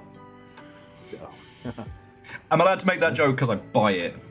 once again, I am not affiliated with the Exactly. toys and collectibles side of our business. I have no insight or opinion on what they do. I do buy my own P Bandai stuff. And look, I'm glad it exists. Same. You know, there's something nice of every now and then, kind of like you're like, wait, why do I have something waiting for me in the mailroom? And there it is. Turns out I spent money like 12 months ago I probably shouldn't have, but here we are. Can't take it back. Okay. Oops, did I? Okay. Wow. Shit. Fuck that. I did that thing where I wasn't paying attention, and I've gone a step too far with one piece and not with the other.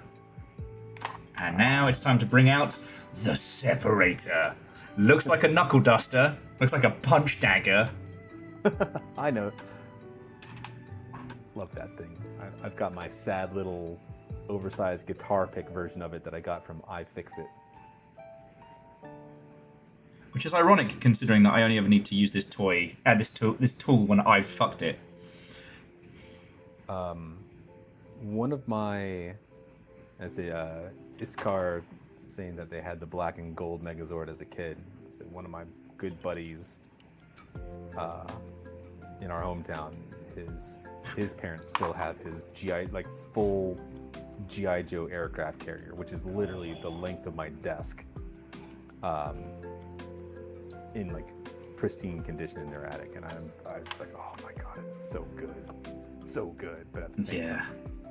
I think we've all got a story of a friend or a cohort whose parents were like, "Oh, you know, you moved away, so I got rid of your thing." To find out that it's worth stupid money. Like the number of people I know whose parents were like, "Well, you don't play with those Star Wars anymore, so I just got rid of them. Took them to the charity shop."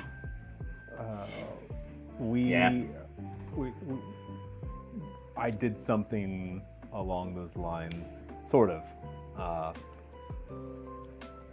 We gave my daughter, when she was in preschool, Yeah. she was allowed to bring like a little stuffed animal, and my wife, from her childhood home, found one of her old Beanie Babies, and it was No. it was like a Grateful Dead looking tie-dye bear, and we gave it to her, and she took it. Just preschool, and because she's a fucking preschooler, she lost the thing. Of course. What we didn't realize was the value.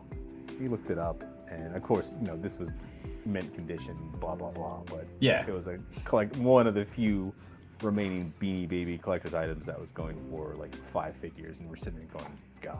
Oh no. I mean, we never would have sold or even thinking about sold something like that, just because that's not us. But yeah, we're like, oh damn. It's alright. It'll make for a great story when she's older. Yeah.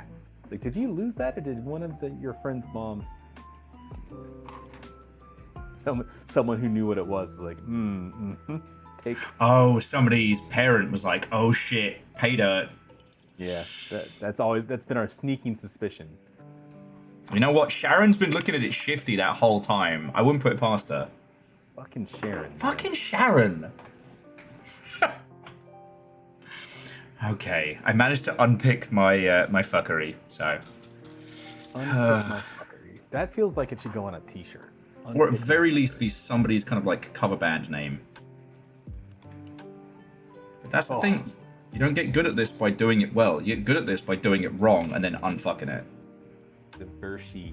That is a fate worse than being hungry. Being hungry and smelling delicious red beans and rice, but can't eat them yet because they're still al dente. I'm so sorry.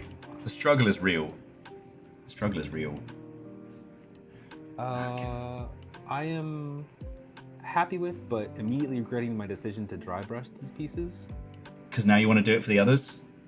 Now I want to, well, beyond that, now I need to do it for the rest of these parts, and I'm like, I just want to start putting this together. I want to get the armor pieces on. And actually, I do kind of like the way this looks. So, we'll roll with it Okay. for now. But nearly got second shoulder done. Can't say no to some dry brush practice. Yeah. Not far off of getting this dude together. Ooh, shit. Sounds like getting the red beans and rice delivered. Sorry? Have you got the fan on you? Cool. Because I can kind of tank it over here because we're not... sorry. Little Fire is just saying it's ridiculously hot in here, and it is. I know I've said this 3 times on stream already, but just... I need you to understand how sure I was that I was going to do like a slow-cooked pork today. I would have fucking murdered us all. We'd just be dead cooked corpses. I tried to tell you. The flat would have smelled amazing.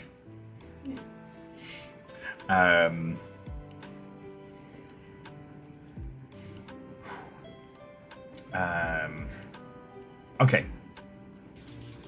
Get my pieces together. I've nearly finished the shoulder, which means that I'm done with the torso. Yeah. Oh, dude, when the torso comes together, it looks menacing. Like a tiny, fighty little guy.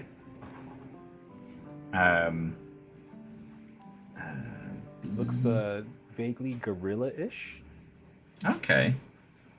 Just, with the oversized hands and forearms.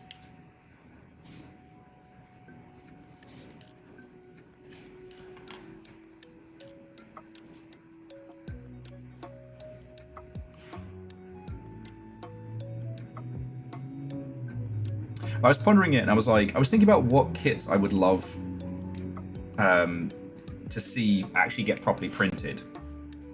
And I realized they're all from G Gundam. Like, all of them. Nice. Because we haven't had a proper Devil Gundam kit, which is a crime.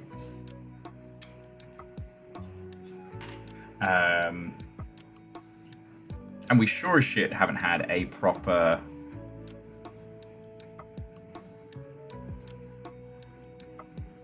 Oh, there we go. B-17's coming up. We haven't had Viking Gundam, we haven't had weird, creepy British Gundam with his drug powers, and we haven't had Tequila Gundam. We haven't even had the Cowboy Tequila Gundam from fucking Build Divers, which we deserve. What I'm hearing is I need to watch G Gundam at some point. It's fun. Like, it begins with this very serious man in a mustache explaining to you the rules of G Gundam. He then pulls off his eye patch. Why was he wearing it? Doesn't matter. And then he cheers in the start of Gundam Fight All.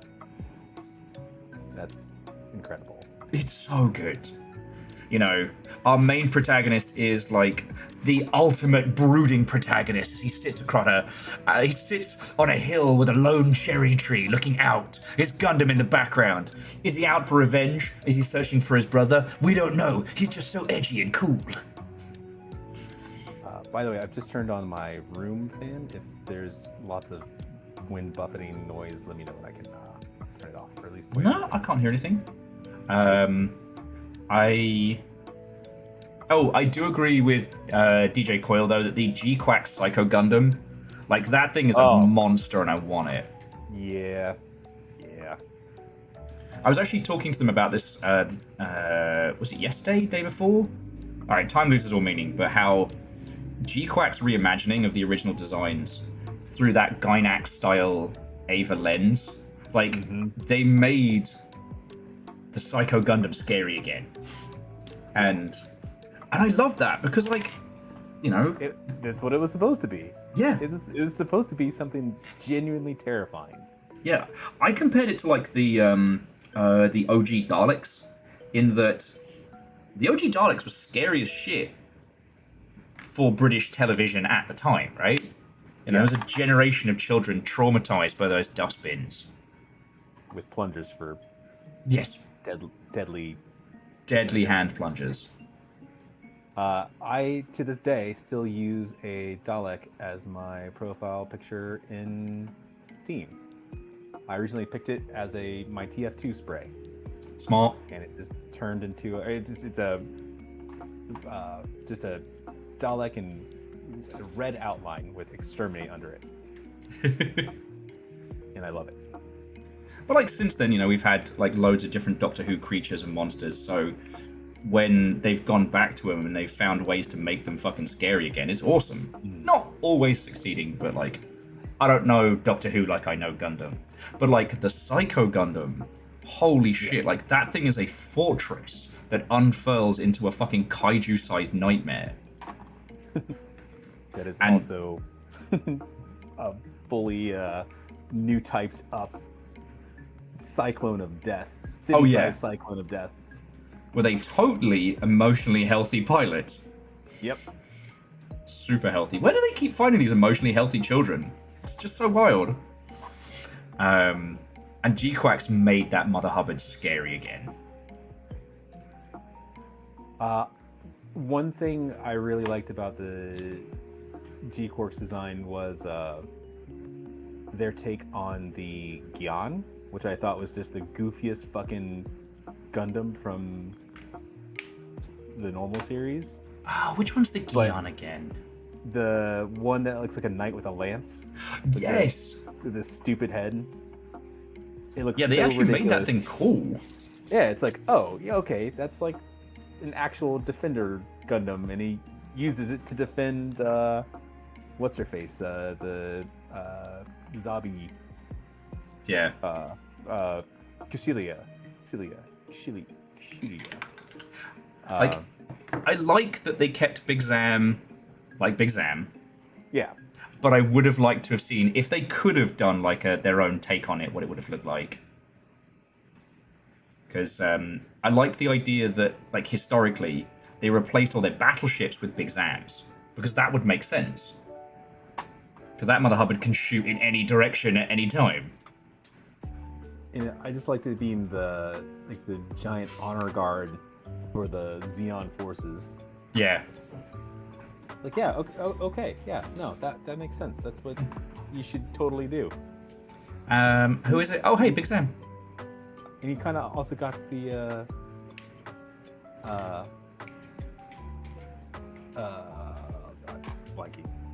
you got the sense that they actually took resources, and is losing one was an important big deal. Yeah.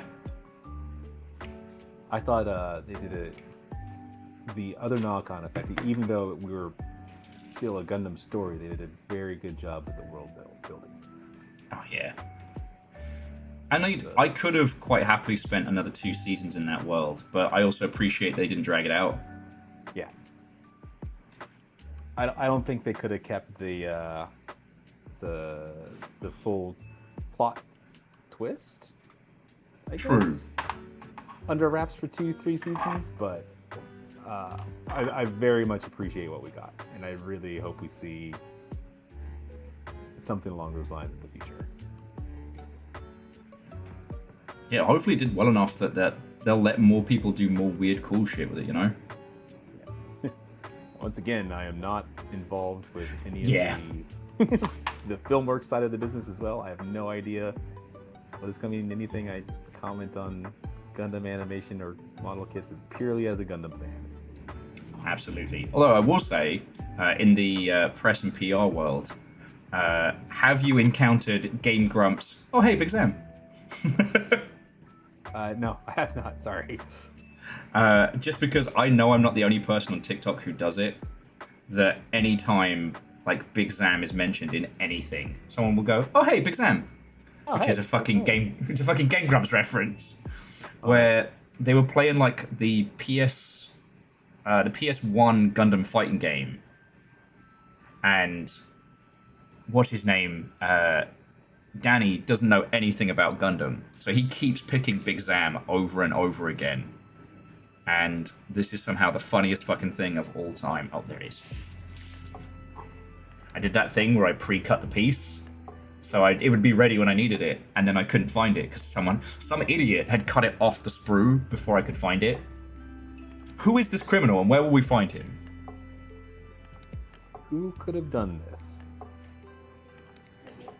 Oh no, it was Littlefire. I see. Working for Oz to sabotage our Operation Meteor. Okay, look, I'm just gonna say it. Operation Meteor makes no sense. Why didn't they tell each other they were doing it? Greetings, fellow scientists. In 10 years, we will all shoot a Gundam at Earth. But we won't ever fucking talk about it or tell our Gundams that there are other Gundams. And we'll just fucking hope it works? I'm just all gonna pick the exact same day. Exactly, to the fucking hour. And we'll arm it with slightly idiotic, psychotic children. Slightly idiotic. God, it's so funny, some of the early stuff. But then it does mean that when Gundam Wing starts popping off, it's like, oh shit, alright. You know, the reason they were able to win is because they had Gundams, not because they were smart. My biggest problem with Gundam Wing and starting off Gundam Wing as the first Gundam series that I watched is that it ruined me with the heavy arms DACA sound effect. Oh All yeah. of the and you're like, damn it. Why does every Gundam not make that noise when it's firing its weapons? Because it absolutely needs to. Do you ever think about how none of the pilots' personalities fit their Gundam in that series? Yeah, it was truly weird. I'm not saying that that's bad. Like, I would say that Catra came close. Like Sandrock and him kind of, he's like, okay, I can kind of see that lining up. yeah, you know, he's looking after like the locals, and you know, he kind of ends up being like the only person with their fucking head on straight. We're gonna give this little fucking nerd who somehow is crucial to keeping everything on track a Gundam called Death Scythe. Why is the Totally loudest twat given the stealth mech?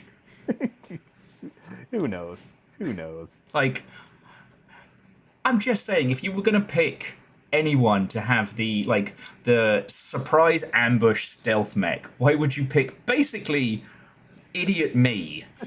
Leroy Jenkins. Fucking face charging them later on.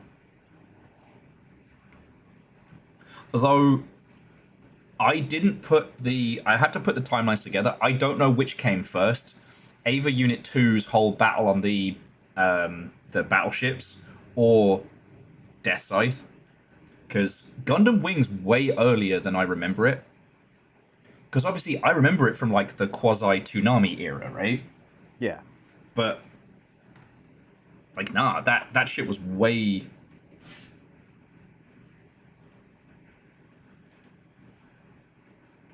Hello, Wilhelm scream. Eagle lives. How you doing, man? We got the whole. Oh God. Is it lives or lives? I've been saying Eagle lives, and I've not been corrected yet. And Eagle lives and I, we served together at Creative Assembly, so he knows me well enough to go, oi, it's lives, not lives. Live! Live! It says live. Run like the wind. Sorry, I've only ever read that in books.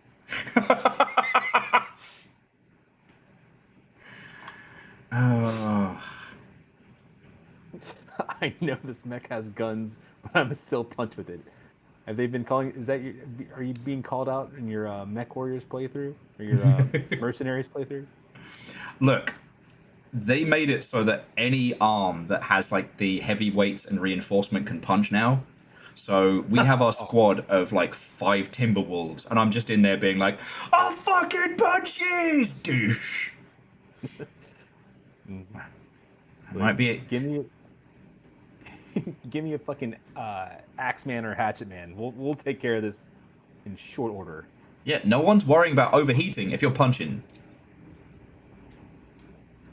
Oh, my PPCs have overheated! My fist hasn't. Kablam!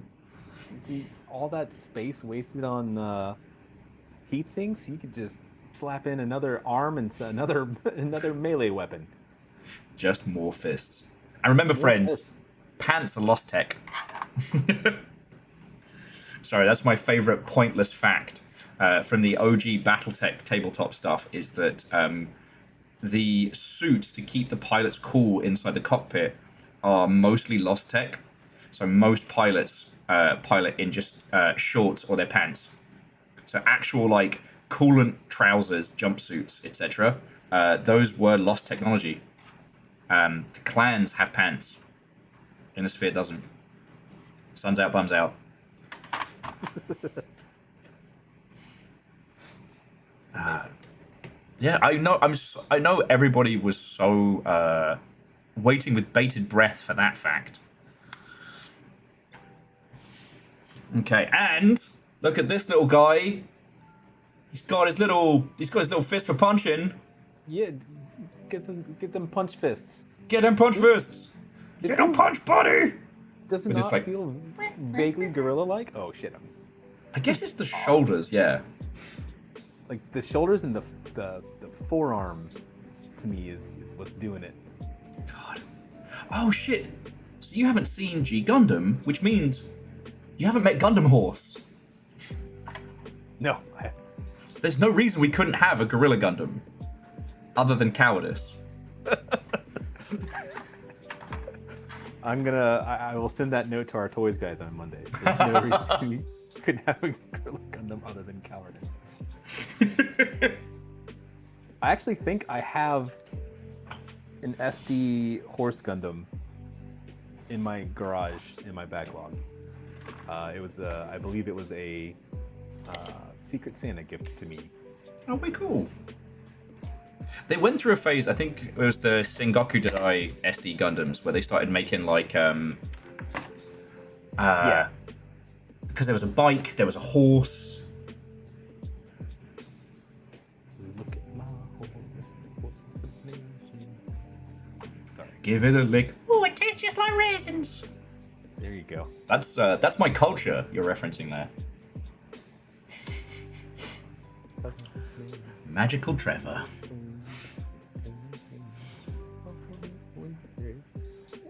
Ooh, let's do it. Ooh, you think so? Sorry,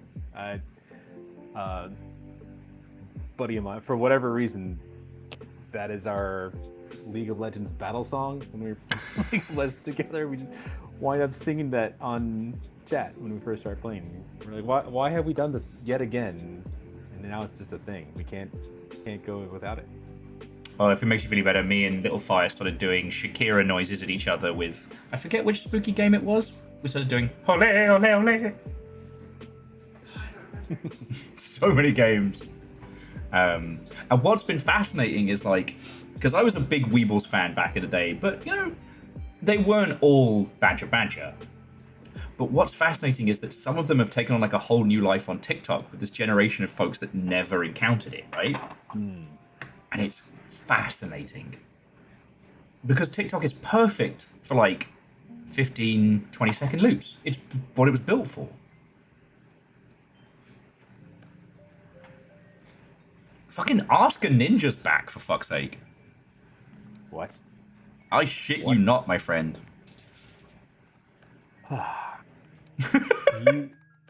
You're trying to make me install TikTok, and it's not going to work.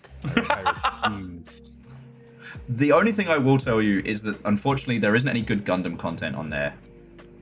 Like, there's people who show off their builds, and I appreciate that. I too am one to, you know, I too have been known to show off a build or so, but, like, ultimately, I haven't encountered anything that's been, like, good. You know, I haven't seen anything on TikTok that's made me go, holy shit, you need to see this about Gundam.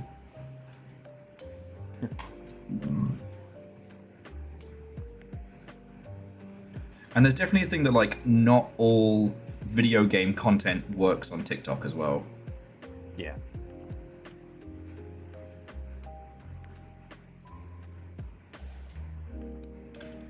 But yeah, as a non-alcoholic disassociation device, it's fucking perfect.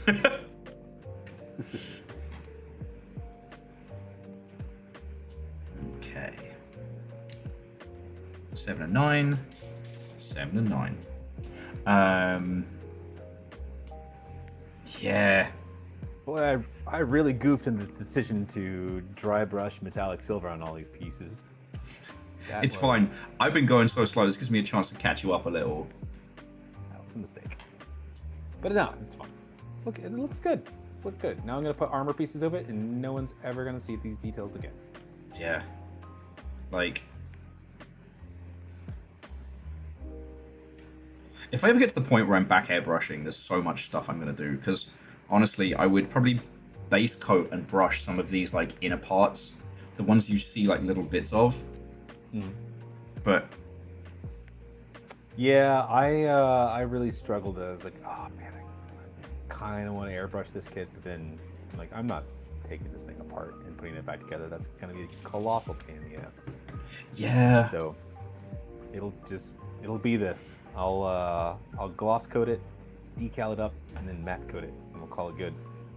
Oh, one thing I did see though, if you get into airbrushing stuff, is once it's all, it's keeping them in sprue segments. So you have all your A pieces in one place, or your B pieces, and so on and so forth.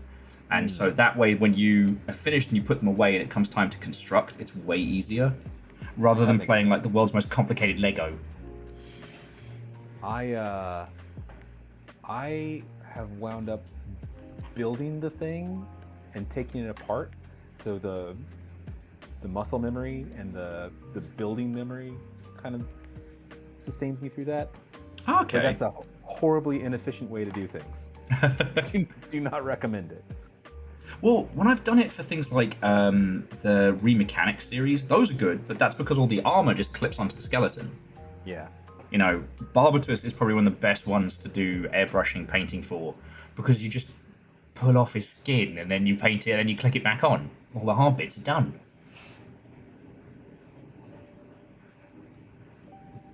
Out of context, that Go on. sounds really out of context. That's a fantastic sentence. You just pull off the skin, paint it, and click it back in. And then click it back in.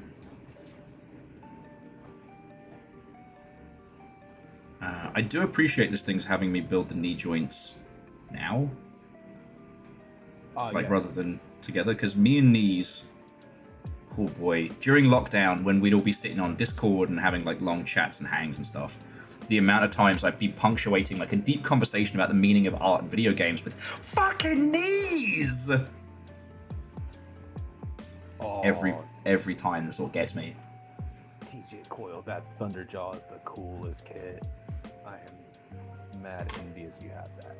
Is that the Horizon Zero Dawn one? Yes. I think, is that a Moderoid?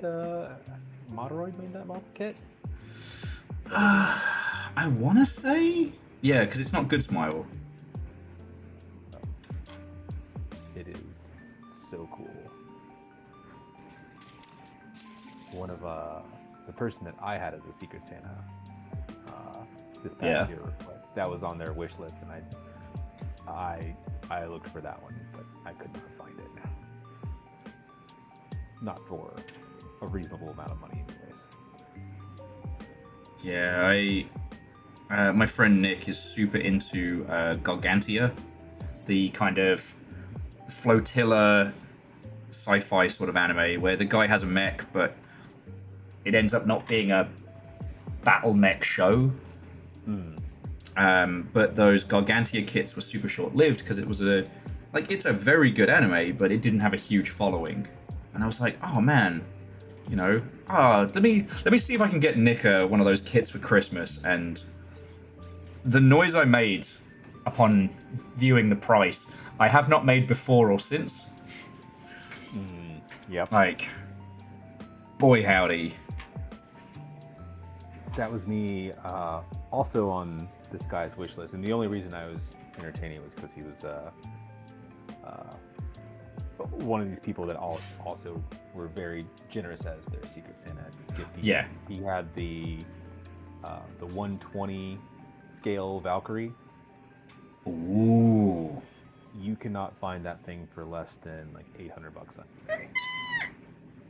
And I was in Japan when I was looking for this gift, and like, oh, maybe I'll get lucky in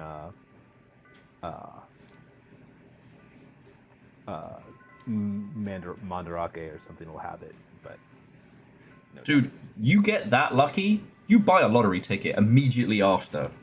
Fair. Although the detail on these knee joints is already fucking cool.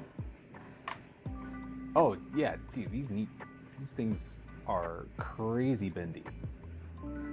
Ugh. Fucking knees! Put it in backwards. Where's my fucking punch dagger? I put this bit in back to front. That's because I was just going blah blah blah blah blah blah blah blah blah blah blah blah. I know what I'm doing. Surely this can't go wrong. I think that's why I always fuck up the knees, because it's at that point in the build where you're like, all right, well, I'm making good Predway. I know how this build's coming together. I got this. Narrator's voice. He did not fucking have this. Did you just say Progway as a portmanteau of progress and headway? I didn't, but I wish I had. Fuck, that's way funnier than what I said.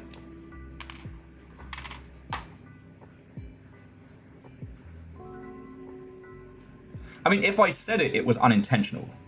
I.e., I don't want to take credit for a brilliant portmanteau I didn't make. No. We take credit for that. That's amazing. It's all yours. Someone click that. We know when people say, like, you need to, like, always intend your puns. I do. I just don't take credit for great puns that I accidentally stumbled into. Better class of criminal and all that. Okay. Oh, shit. I missed this, but if Sanity Smurf is still around, the Gurren login that he posted in the No Gray November channel. Yeah. That's awesome. I think it's a SD Gurren login? Oh, shit. I haven't had the chance to look in there. I'll have a look in just a sec. May his drill break the heavens.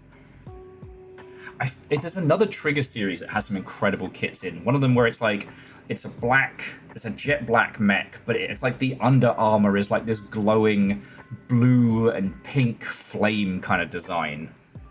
And it looks rad as shit. Oh, yeah, I have this, the crazy ass Muso black. Oh. For the clear Sinanju, I really want to try painting it or the inner frame in this, so hopefully it looks weird, but I'm hoping that also might look super dumb.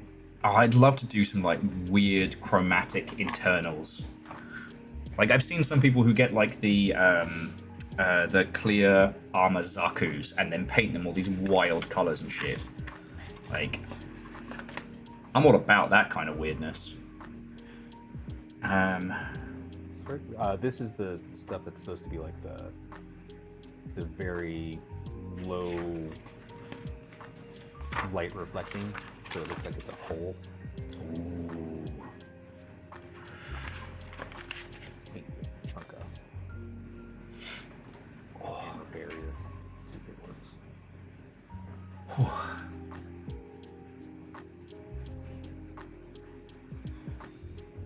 Here we go, 13, 14.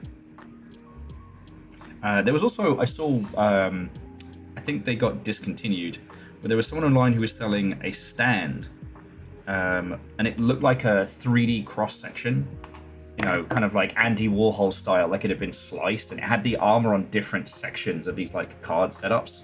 Looked really cool. Yeah, I've seen that. That does look bad. I always like the when the kits are still on the sprue and they frame them. I really appreciate that they've done that with the gun platoon. Yeah. I think I got that for like 800 yen in Japan, so like $5. Fucking steal.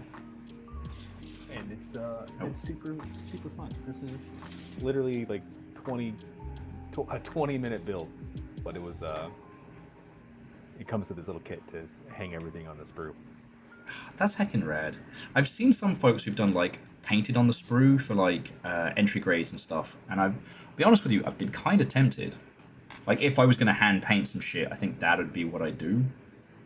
Yeah. I'm sad that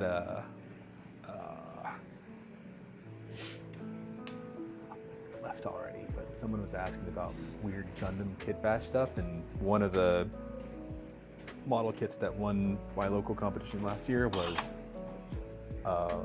it was a model crab Yeah. that had a tank turret for a head. Oh, you sent me a picture of that, and it looked fucking cool. It was so awesome. Yeah, I kind of, from you showing me that, I started having a look at some of those old-timey, like Japanese World War II model kits and stuff. And some of them they look really interesting. They also look like they're a pain in the ass to build. You know? Yeah. Yeah. This black is fun. Ultra matte black.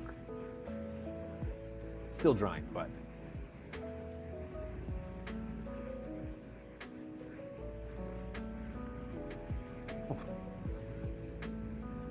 let's see.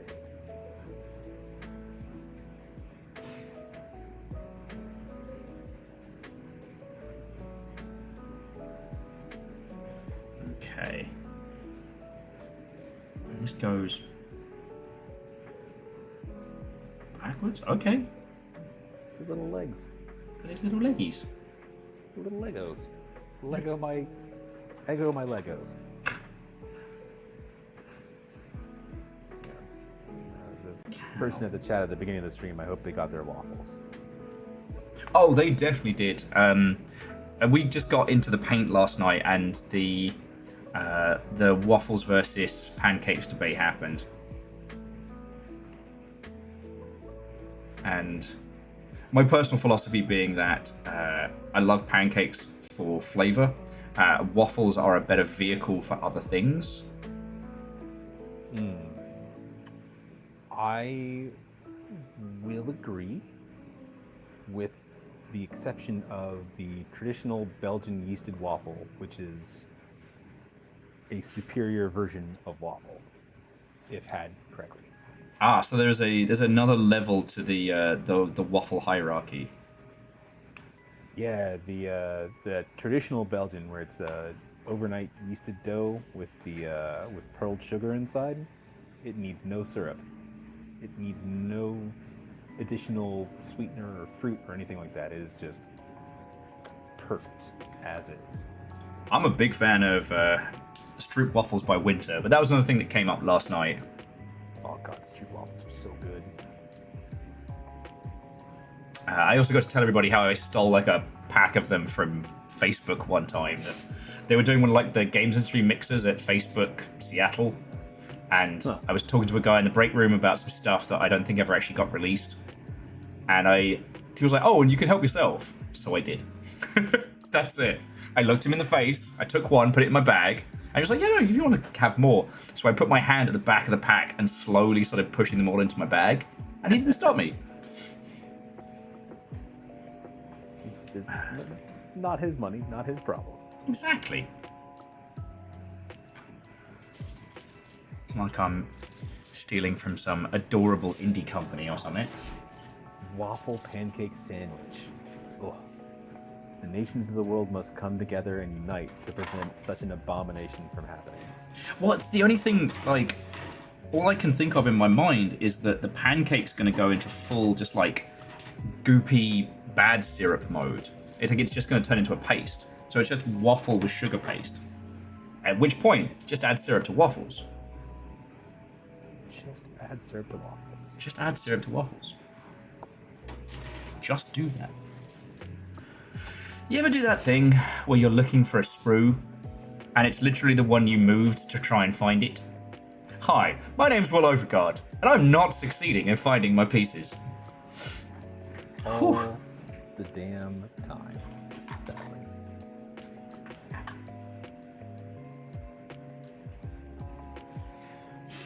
Okay.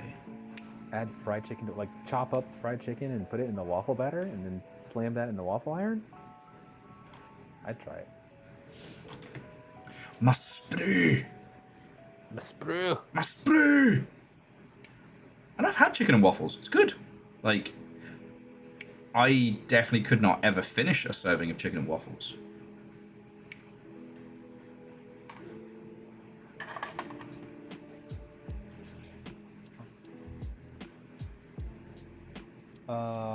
I used to live really close to a Roscoe's House of Chicken and Waffles, and it was all right. Just all right. It was all right. Far superior was next door to a place called Okie Dog. Okay. Which is an Okinawan hot dog place, and is the same place featured in the Mer song Okie Dog. Did not know that. I thought you were just teeing me up for a fucking updog joke. Ha! I should have. Damn. No, they're they serve a menu item called the Okie Dog, which is flour tortilla, 2 hot dogs. Okay. In between the 2 hot dogs is a melange of pastrami, chili, cheese, onions. And they wrap it up like a burrito, and then griddle it so it stays shut, and it is amazing. Why It takes not? years off your life, but my god, it's delicious. Oh yeah, worth it. I'm still annoyed at myself. I biffed an idea I had this week, which was basically like a bolognese sandwich. The idea of doing like homemade garlic bread, and then in the garlic bread is like a meat pasta bolognese sauce, and then toast the bread and the whole thing. There is a sandwich place down here that does a spaghetti sandwich, and it sounds horrible, but it's quite delicious. Yeah, I mean ever since I saw, the yakisoba sandwich in anime a million years ago, I was like, what other culinary delights has my Western bias depraved me of? His leg is nuts. Why does this bestie have so many armor parts and leg parts and articulation parts and movie bits? No one's pushing this little sturdy guy over. No. Farone, look, good bread, using basically a bread boat for spaghetti, cheese, like meat sauce. Like, let's fucking go. It's a That- grilled cheese with an extra layer of carbs on it. So Yeah. it's toast, cooked in garlic butter instead of regular butter, spaghetti, a little bit of tomato sauce, slab of mozzarella, and my god. Didn't realise we were doing sexy talk at this hour. I did just realize how hungry I actually am. Probably need to start thinking about getting dinner soon.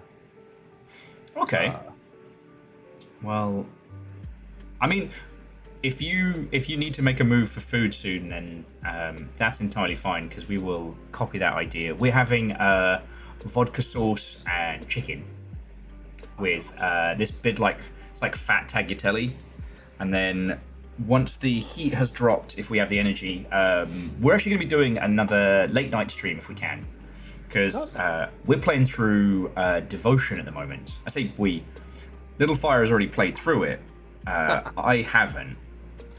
And if you know anything about that game, you know that it's a fucking incredible ride. I do not. I've never heard of it. Oh, so I have to use my wording very carefully. But it was released on Steam, and then it was delisted on Steam. Some people have theorized that it was due to one of the texture pack files included a picture of Winnie the Pooh, and with them being a Taiwanese developer, this could have been seen as a slight against the Chinese government. Yeah. So if I say there's not even a Steam page anymore, right? It's super delisted, but you can buy it from them directly. But as horror goes, it's incredible. Interesting. It's the best game inspired by PT since PT. And I don't make that like comparison lightly. So I am a horror game coward. I have beaten Dead Space 1, the original OG Dead Space. Yeah. And that's been it. That was good for me. I'm like, you know what? This genre is not my jam. And that's okay. That's That's okay. I really like horror because it's one of the genres in gaming where it's more about your creativity and implementation as much as it is about your technical ability. Like, last night we played I'm on Observation Duty, kind of the progenitus of the whole like anomaly spot the difference horror that's been very popular, that inspired Exit 8. If you haven't, so Exit 8 is very simple. You're in a subway in Tokyo, and you turn a corner, and suddenly you are trapped in this infinite loop. One corridor, and that is it. The gameplay is you have to try and see if there are any anomalies. If anything is out of place, you go back. If everything is normal, you go forward. And you have to manage that 8 times in a row. If you fuck up, back to the start. But the anomalies are random. And some of them are straight up horrifying. Others are like a poster's in the wrong place, or the wording has changed, or the one guy who walks past looks at you rather than just walking past. Jeez. Yeah. That sounds stressful. I'm stressed out just thinking about playing. I would not call it calming or cozy by any means. But it's done so well, they've actually produced a whole ass horror movie about it. One of the homies here in the Longship who went out to Japan brought me back some merch from the station that it's based on. I hate that I'm blanking on which one, but it could be any of them because it's just a generic line. But jumping back, I'm on Observation Duty is literally you play someone whose job it is to spot spooky ghost shit in a house. So you jump between the cameras. When something's weird, you report it. That's it. And it's so rudimentary in its construction, but it hits like a freight train because it's been put together so well. And you can really do that in horror. You know, you can't do that in first-person shooters to the same degree. Yeah. J-Post says, actually, it was in Osaka, and it was a limited-time pop-up store. Thank you, J-Post. When did you get in, J-Post? Because... I believe maybe when you were briefly. Oh, that could have been it.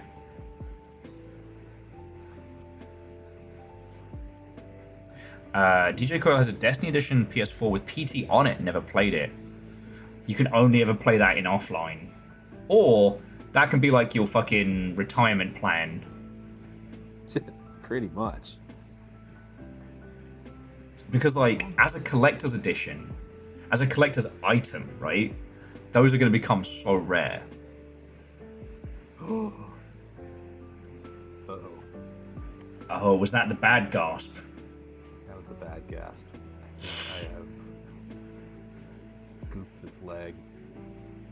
I have.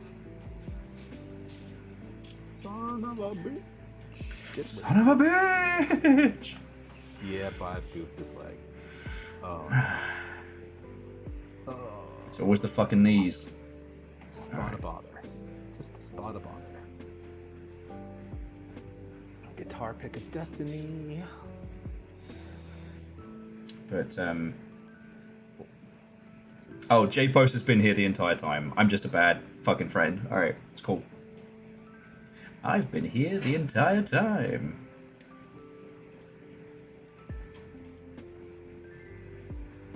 Oh, you know what? Actually, that was not the most onerous disassembly I've ever had to do. That's good to hear. Oh, and Navalis. Good afternoon, good evening. Actually, maybe I've spoken too soon. It's the Gundam meme. I'm a genius! Immediately followed by, oh no! I believe that was the only good contribution that Rekko and G brought to the world. Bless.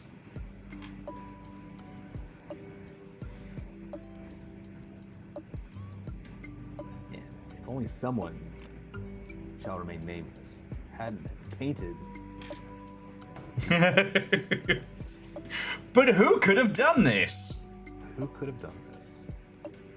As someone who is chronically, and I mean chronically, the creator of his own downfall. Ooh.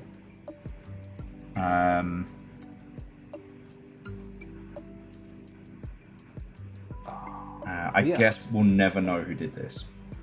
Never know. The world may never know. Wait, does that mean this is on backwards too? Yeah, this is on backwards too. God. Should have known. The signs were all there. It just Just like the movie, Signs. when you're wearing rose-colored glasses, all the red flags just look like flags. Exactly. I don't remember where that's from. I believe from the choices I have made in my life. Once again, fair shout. Okay. D9. Wait. Ah, yes. Success. Success 1. Success 2. God, I tell you, dude, if it wasn't so fucking loud there, I would almost suggest we should do like a micro stream from PAX. Just get a couple of like entry grade kits and build them in the fucking Sheraton. I could probably get away with that. I mean, Yeah, but- we could definitely build them in the Sheraton. It's more the case of like, I wouldn't be able to do anything audio wise because that bar is so loud. It's fully dried now, and you can see how this paint is just blacker than the blackest black times infinity. Yeah. Does chip like a bastard though. Yeah. Get that top coat going fast. The secret to Gundams and nails. Top coat.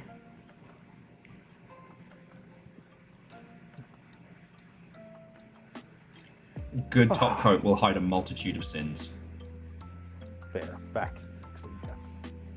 I hate putting primer on because then you see every single last nub that you forgot to sand. Yep.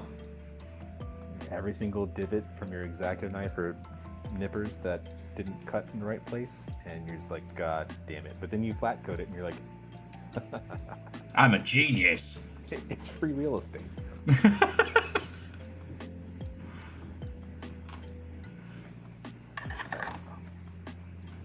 The speed, especially in Gundam, where you can go from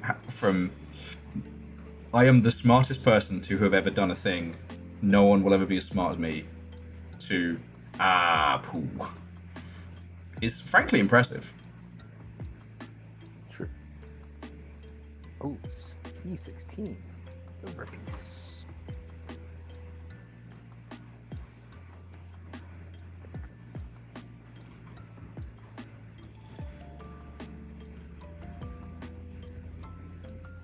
I don't know. Like a lot of people, I used to be very like, there can't be any nub marks showing, there can't be anything. And I've really come to just be like, like I'm gonna try and sand them and try and make it look as good as, but if there are nub marks, that's cool. It's my Gundam. There are many like it, but this one is mine. See, unless I'm submitting it for a competition, I can be massively okay with things. And I've only done that once, and may not do it ever again. It was very stressful. That's a lie. I'm totally doing it again. Yeah, I wasn't going to call you out live on Twitch, but okay. I'm not too far behind you. I've got like the little stumpy leggies going. Stumpy legs.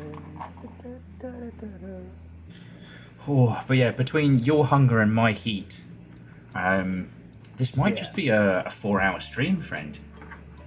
Wrap up in 6:30. Yeah, you know what? 6:30 sounds good, and then we can. I'm gonna have to say a lot of thank yous. A nice little bow on it on the stream. Yeah, because like the week where I ended up doing Gundam stuff just by myself, I severely underestimated how the heat was gonna kick my ass, and I started trying to finish my my real grade white Zaku, and that was an idiot move. And then I tried to do some other kits, and I couldn't get my brain in gear. Wait, is that the Shin Matsunaga Zaku? That Yeah. No, I don't think that was one you sent me. the real grade P Bandai one? Yes. I think I got that one ages back. Okay. You know, I like them Zakus. I mean, Zakus are great. I got the little Gundam minifigs at Comic-Con. Yeah. They were only letting people buy one pack. And the nice thing was they were selling at retail. Apparently every game shop currently is getting a little heavy-handed on the upcharging because of the rarity. Oh. I was dead set on getting the wing set because it has the tall geese, which I love, and it's one of my favorite mobile suits of all time. It's an incredible design. The tall geese came with two other, like the normal Leo and a space Leo. And I was just looking at going, not feeling the Leos. And I acquiesced and wound up just getting the Zakus because they're so rad. Can't go wrong with Zakus. Yeah, I mean, I could talk everybody's ear off here about like this whole thing of like accidental brilliance in design. Like, I don't know if the Zakus were ever supposed to be as popular as they ended up becoming, but boy howdy. Literally iconic. If you think of bad grunts, you think Zaku. But you can't fault them. 14 first.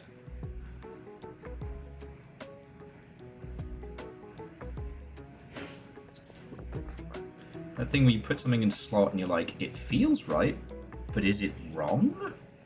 Am I the drama? Are we the baddies? We're the baddies. We've got skulls in our hats. Guess not.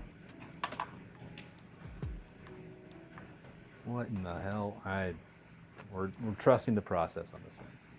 Yeah, I've had to learn that lesson the hard way. The times where I've been like, no, that's wrong. I'm going to do it my way. 4 steps later, I should have trusted the process.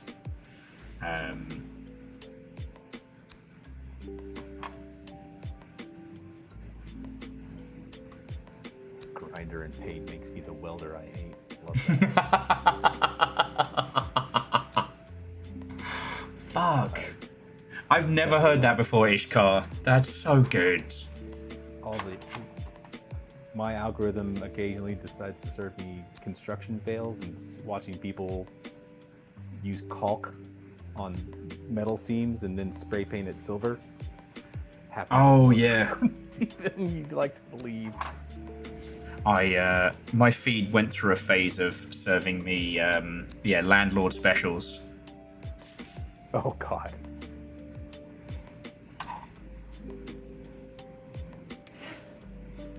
Oh lordy. And yes, thank you, Simple Chaos. That was a BoJack Horseman quote. Was that BoJack? God, I forgot that one. But also, I haven't had the mental or emotional fortitude to rewatch BoJack. Yeah, that was one of those one and done things for me. It's like, yep, no, I'm good. I do not need to rewatch this. Yes, it was I brilliant. cannot go It was amazing. It was haunting. I don't know if I can do that again. That roller coaster is not for me. Well, and the thing is, like, virtually, I'd still recommend BoJack with my whole heart. It's one of the most honest, probably one of the rawest shows I've ever seen. And when it's funny, it's incredibly funny. Yes. But man, does it gut punch you at its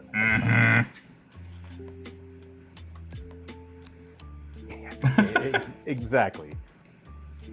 Maybe it'd be like when chefs watch The Bear. Maybe you'll have some insight. No, it's like watching. It's like putting on your glasses when you have your contacts in already. You're like, oh, whoa. No, I don't need that headache. It's too much clarity.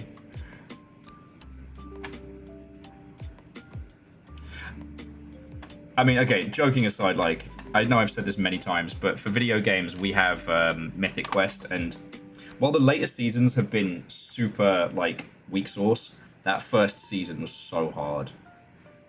Dark Quiet Death. Just the way in which games die. I tried. I could not get through Mythic Quest.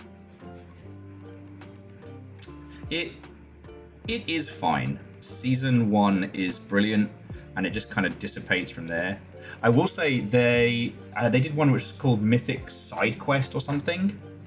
Definitely watch that, because that's like a little series of like vignette stories about people who work in and around video games or in and around nerdery. And holy shit. Like, there's one about a lead artist on holiday, and his boss keeps calling him. Now, if you've never worked in video games, or if you've never worked in a really shitty workplace, it probably seems like a no-brainer. Like, you're on holiday. Of course you're not going to answer your phone to your boss. Oh my god. Oh. Simple Chaos. The BoJack is close enough to Grave of Fireflies. I don't. Oh, yes. Yeah, it's great with the Fireflies, but rather than on a cultural level, it's on a personal level. It's your own little... Ooh.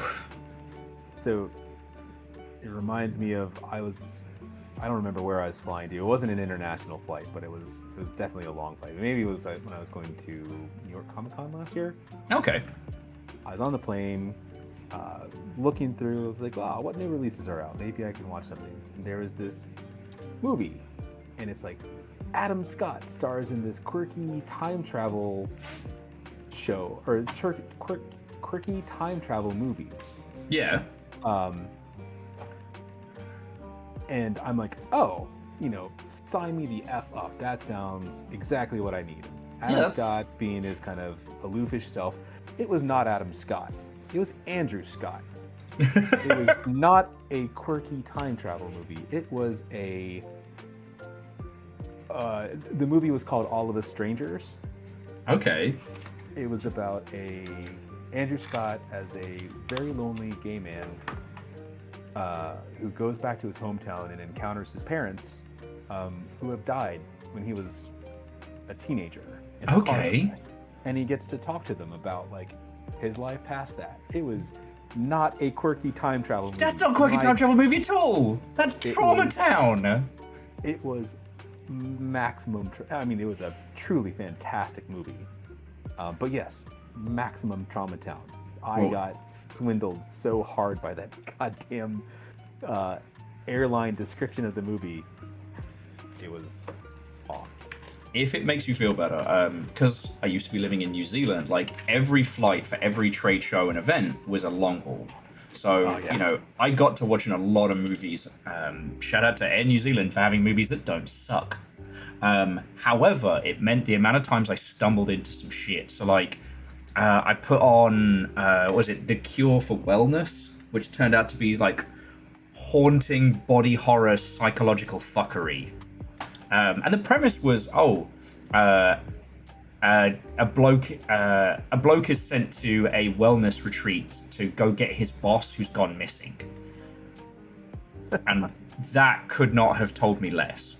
I started watching the first season of Legion on the plane, and it went from okay to oh shit, Bollywood dance number, to then some of the horror segments, and I'm there on the plane in the dark looking around just to make sure other people still exist. Oh Jesus. And the one that used to get me is if someone else was watching a horror movie and I'd start seeing bits of it in my eye line, my brain's like, well, we've got to know what happens now. Yeah. Oh yeah, no, and so yeah, to literally George Washington, God, I love Twitch. 100% agree. It's such a mind trip. It goes to weird places.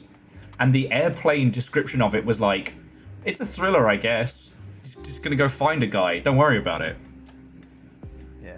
At some point, the people in these airlines are just doing it on purpose. Like, we're gonna just fuck with everybody. Yeah, I can't imagine they get extra cash for doing a good job. No.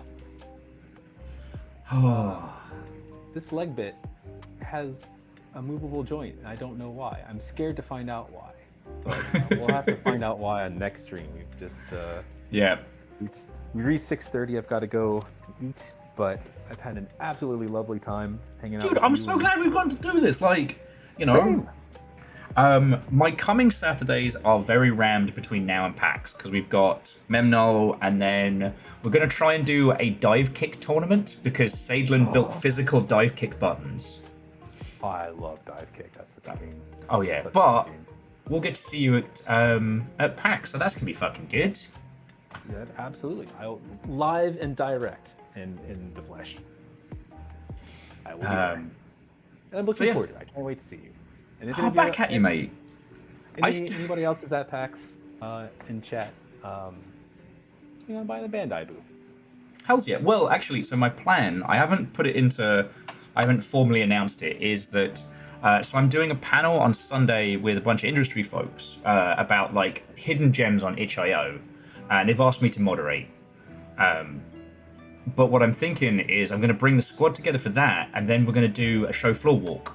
So we'll come say hi. I'll bring the Longship over, or whoever's attached to me at the point, and we'll go look at some weird indie games and shit. It's going to be good. Yeah, I am spoken for all day Saturday, but yeah, Sunday would be perfect. Hells yeah. And yeah, I'll be there all 4 days because I've got panel Friday night, panel Sunday.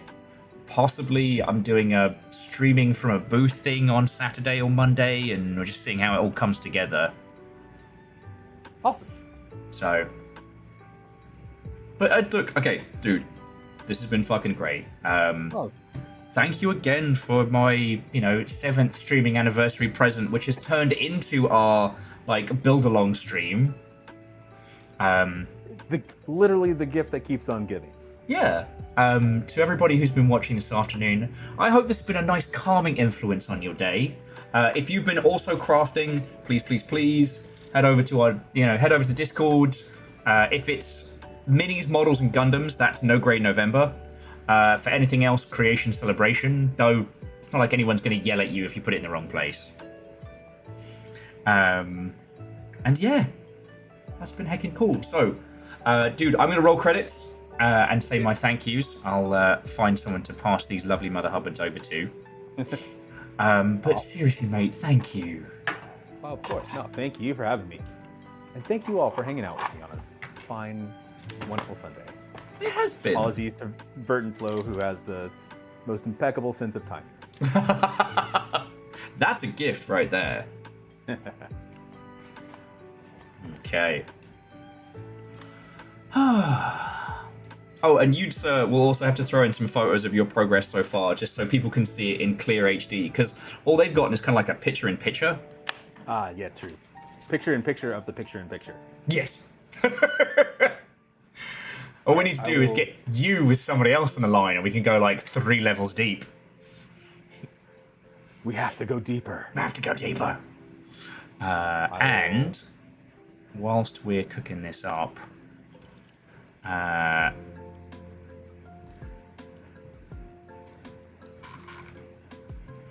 is Sober not live yet?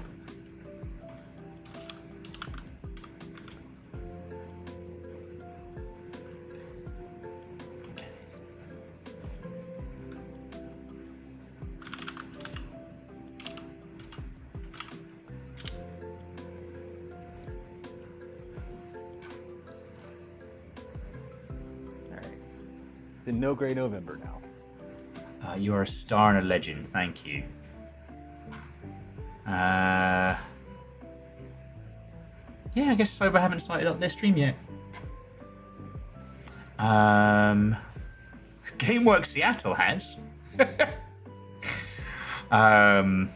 Right. So,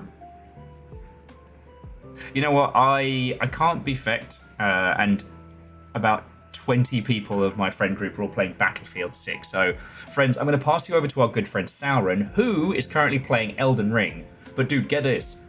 Sauron is playing Elden Ring after playing Night Rain. Oh. Ooh. Yeah.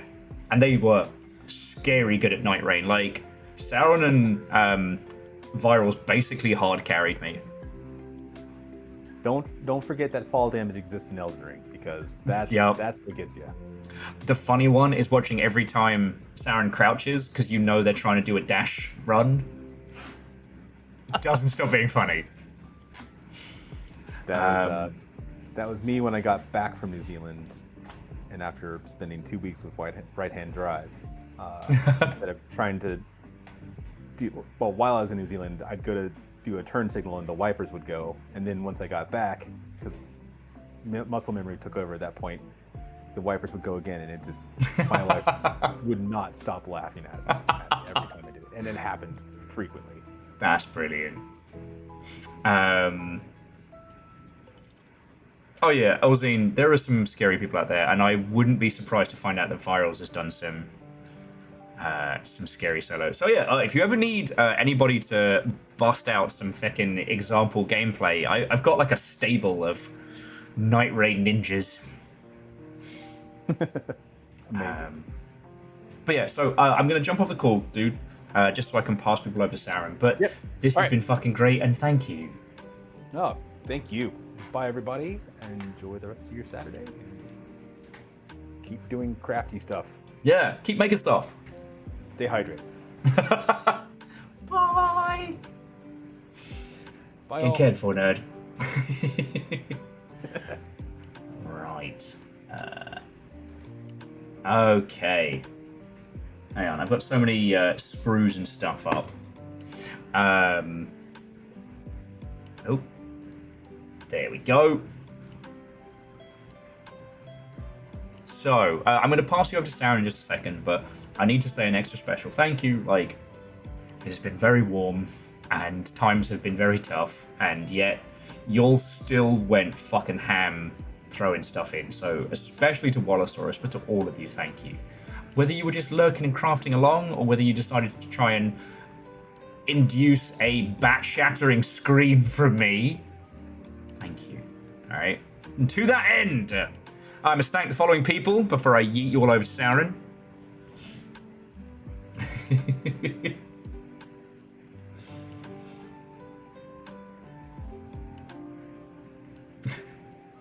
So to Duck Fudge, thank you for the follow. Come talk video games with us sometime. To Megaboss, Kindball, Cream Clown, and Bill Nye the Pregnant Spy. Why are you like this?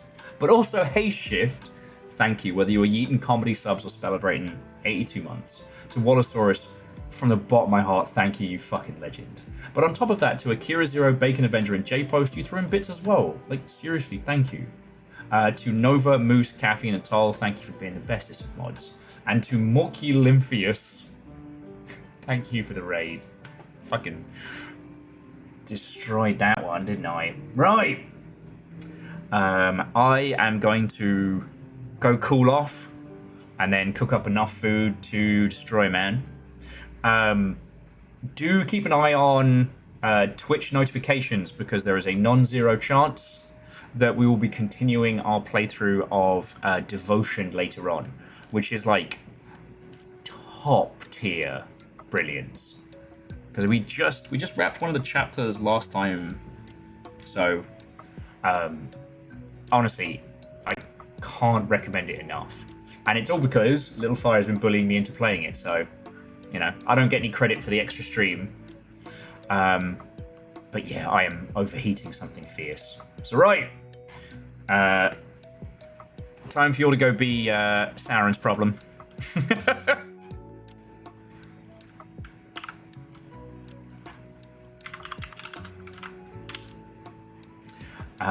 So yeah, keep an eye on Twitch alerts, keep an eye on Discord. Oh shit, and tomorrow's Lockstitch. Yeah, I'll be the Shaper again tomorrow at 6. Probably should have told you that sooner, shouldn't I? I am not good at this. Everything happens so much. But yeah, that's it from me. Yeet you all over there now.